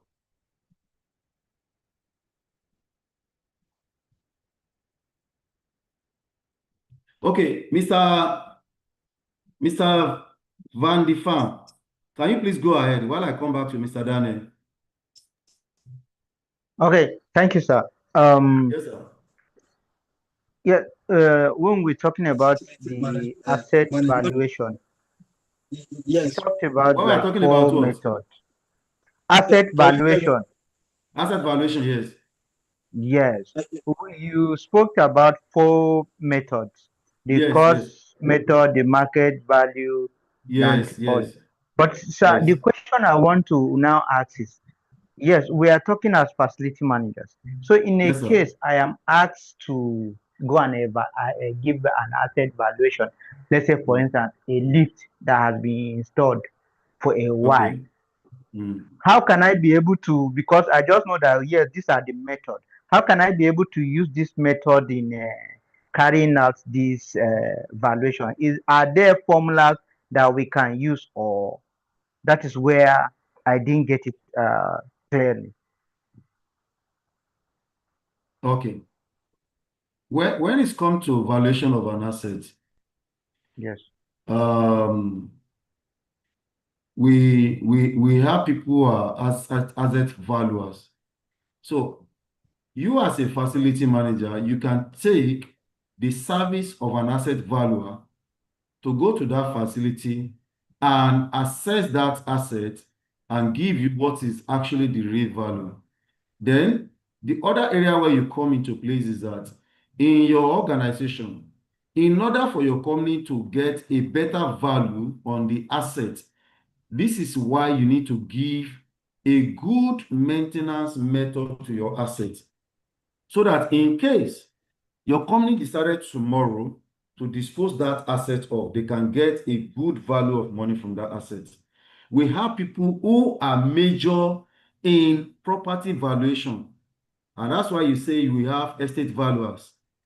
They know what an estate was. So if you are giving that kind of task, okay, for instance, your MD say, okay, there is a lift in one particular location, you need to go and value that lift. One of the first things you need to do is that call people who are lift experts. As a facility manager, the knowledge you acquire gives you the room to know what is the right button you need to press for any occasion. So you call on people who are experts in lifts. Let them assess that lift. Let them tell you what is the current condition of that lift. And if you are to sell that lift off, how much can you get from that lift? You have a generator that you've been using for a longer period of time, you want to sell. You might not know what is actually the market value, but these are people who are experts in that area. You call on them. I have a generator in social location I want to sell. Go to that place, look at that generator for me, come back to me, let me know how much I can sell that generator. You can ask like 3 vendors to go. When they go, they come back and give you what that generator was. So you have an idea of an average, how much you can sell that generator of. But the 4 methods you can use are those that I mentioned: the cost method, the market value method, the comparable analysis, and the standard cost method. Okay, thank you, I sir. hope that answers your It's question. clear. Thank you very much. Yes, Before I call on you, Mr. Kolade, let me quickly go back to Mr. Daniel. Mr. Daniel, please, let's come back to your question again. Thank you. Okay, thank you, sir. You can hear me now. I can hear you clearly, sir. Okay, my question was simply on the computer-based asset monitoring. I was talking about an organization that have a decentralized system where their assets are located in different states. Then each of the states have their own facility manager.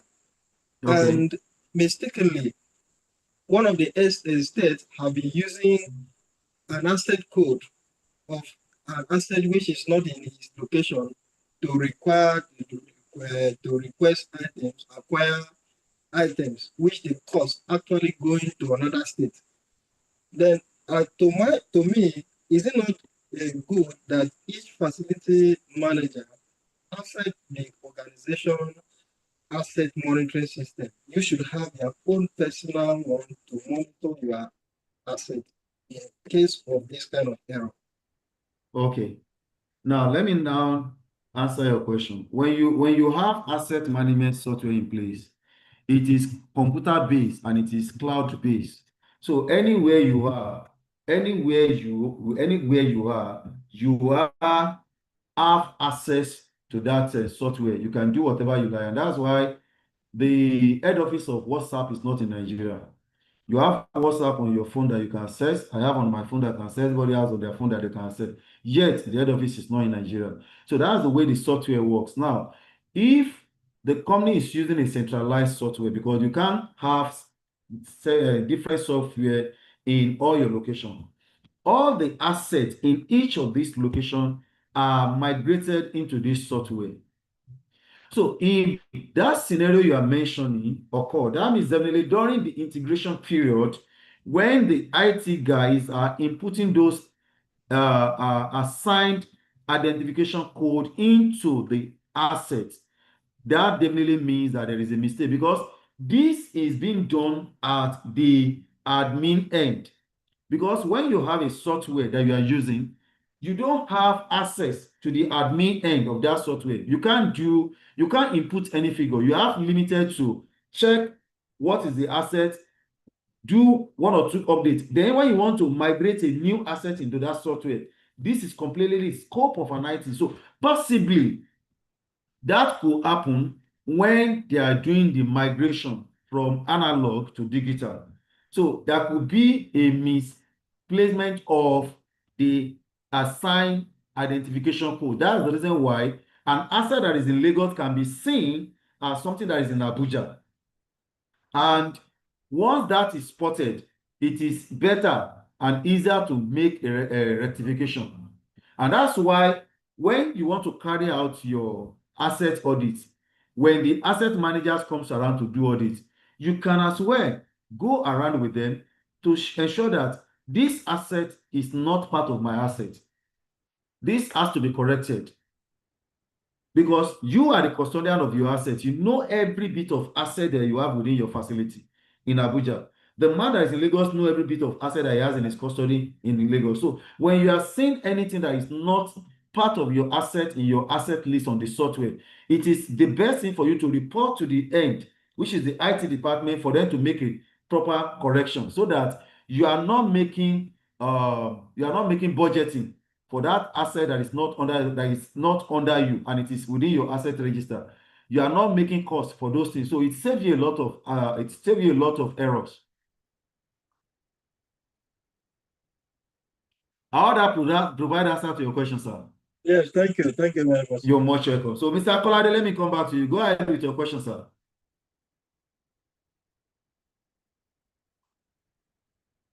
Mr. Kolade Adebisi.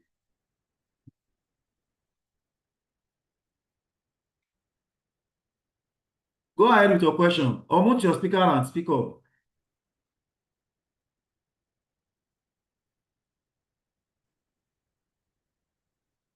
Mr. Kolade, please unmute. Good evening. I can hear you clearly now. Sir. Good evening, Mr. Kolade. From one of the questions, I've gotten an answer to the question I wanted to ask. Okay, you are getting an answer to the question you want to ask already. Yeah. Okay. Thank you very much. So, in the absence of no question, we're actually bringing the class to an end. Okay, I got a question from Mr. Soye. In a risk situation, how do you determine the expected life of an asset? That's a very good question. And most of the time, when you want to say what is the expected life of an asset, it's actually completely based on your technical experience about an asset for a while. For instance, if I ask you now, how long can an inverter battery last? I know the answer will be 5 years, somebody will say 10 years, somebody will even say 3 years. But an inverter battery can last you up to 30 years if you buy a very quality battery. Yes. So your technical experience will determine the number of years you are going to assign to an asset. And two, the environment. For instance, you have a facility in Ghana and you have a facility here in Nigeria. You have a generator in Ghana facility. You have a generator here in Nigeria. If you assign 10 years to a generator in Ghana, you can't assign a 10 years technically and environmentally. You can't assign a 10 years to a generator that you are operating in Nigeria, because over there in Ghana, you use the grid. You use generator as a standby for power. But here, you use power as a standby for generator. So you know that in Nigeria, your generator will suffer what we call wear and tear faster compared to Ghana. So environment can as well cause that. You have a station that is carrying your water tank on the island, and you have, which is located very closer to the sea, and you have another one in Ikeja here. If you are going to give 5 years to the one in Ikeja, you can't give. If you are going to give 10 years to the one in Ikeja, you can't give 5 years to the one, 10 years to the one on the island, because of the fact that humidity, the breeze from the sea comes alongside with salt, and the salt is impacting on the iron. The iron will rust as time goes on, and that will give way to collapse. And when that collapse, it becomes an issue. So that's why environment at times then, and these are what is born out of your technical experience so far. So Mr. Gentle, please go ahead with your question. Okay, good evening, sir. Good evening, Sir, Mr. regarding the asset tagging, you made mention of if we are replacing an asset with a new one, we replace the new assets with the old tag. Okay, so my question now is, I did mention that. Go ahead with your question. So my question now is, if we are replacing a fan with an AC, are we using that same asset tag? No. That means you are replacing it with another asset, not the same asset. If you are doing air condition for air condition, that is better. But if you're doing fan for air condition, the only thing that is going to change is the name. The abbreviation AC will no longer be AC. It might now be fan. The location still remain the same. The flash still remain the same. So it will now be AC. Then maybe you've had like 100 numbers of AC you've already tagged before. Then you can add, that will now be the next one. Maybe the number of AC you have before is 39. So now this one that you're now replacing fan with AC now, this one will now be number 40. 40 are you getting in it now? AC? Yes. Okay, sir. Okay, sir. Okay. Any other question before we call it a day? Let's take one more question before we say good night.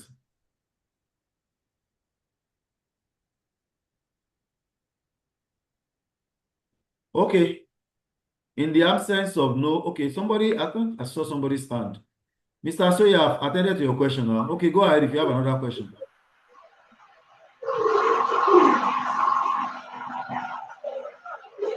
Regarding this replacement of asset, I think I have a question, follow-up question. If you are replacing, can you hear me, sir? I can hear you. Hello, can you hear me? I can hear you, Mr. Lewis. Can you hear me? Okay. Mr. Lewis, so if you are I can hear replacing you. the same asset type, if you are replacing the same asset type, I mean AC for AC, can you hear me? I can hear you.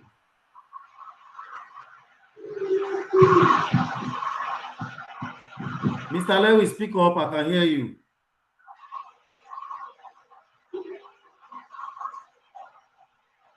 Hello, Mr. Lewis.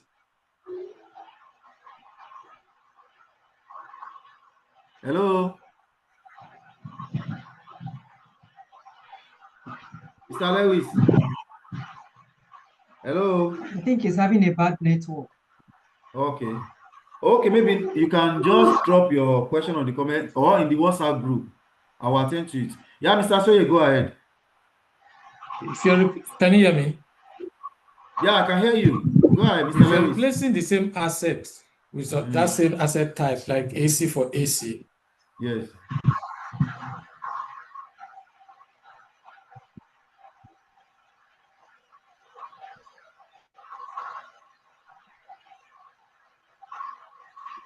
Mr. Lewis, I'm with you.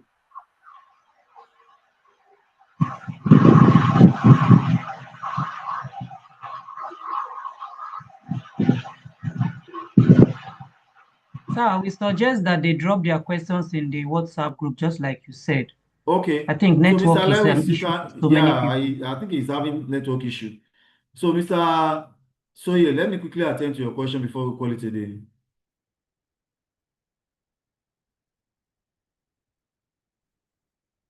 I guess so. Can you hear me? Mr. Soye, go ahead. Can you hear me? Go ahead, I can hear you, Mr. Soye. Okay, so my question is that if you're replacing an asset with the same asset type, for example, AC for using a new AC to replace an old one, yes, is it advisable to maintain the same asset identification number? That's one. Yes, If yes, you can do that. You can do that. If yes, do you wipe out the details, other details of the former asset, or you archive it somewhere? No, the only thing you need to do is you do what is called an update. So the old assets, all those the name you give it, because you are giving this one to new one. So what you do is that you can archive the old one and open a new one for the new asset, which you still tag the same thing. It's possible. Then you can still continue from where, so you can do a close up for the old one and start a new approach if and only if they are the same thing. But because of the fact that might not be of the same serial number and model number, this might warrant the need why you have to like close the old one and open a fresh one for the new one. But that doesn't mean you can't use the same unique code for them.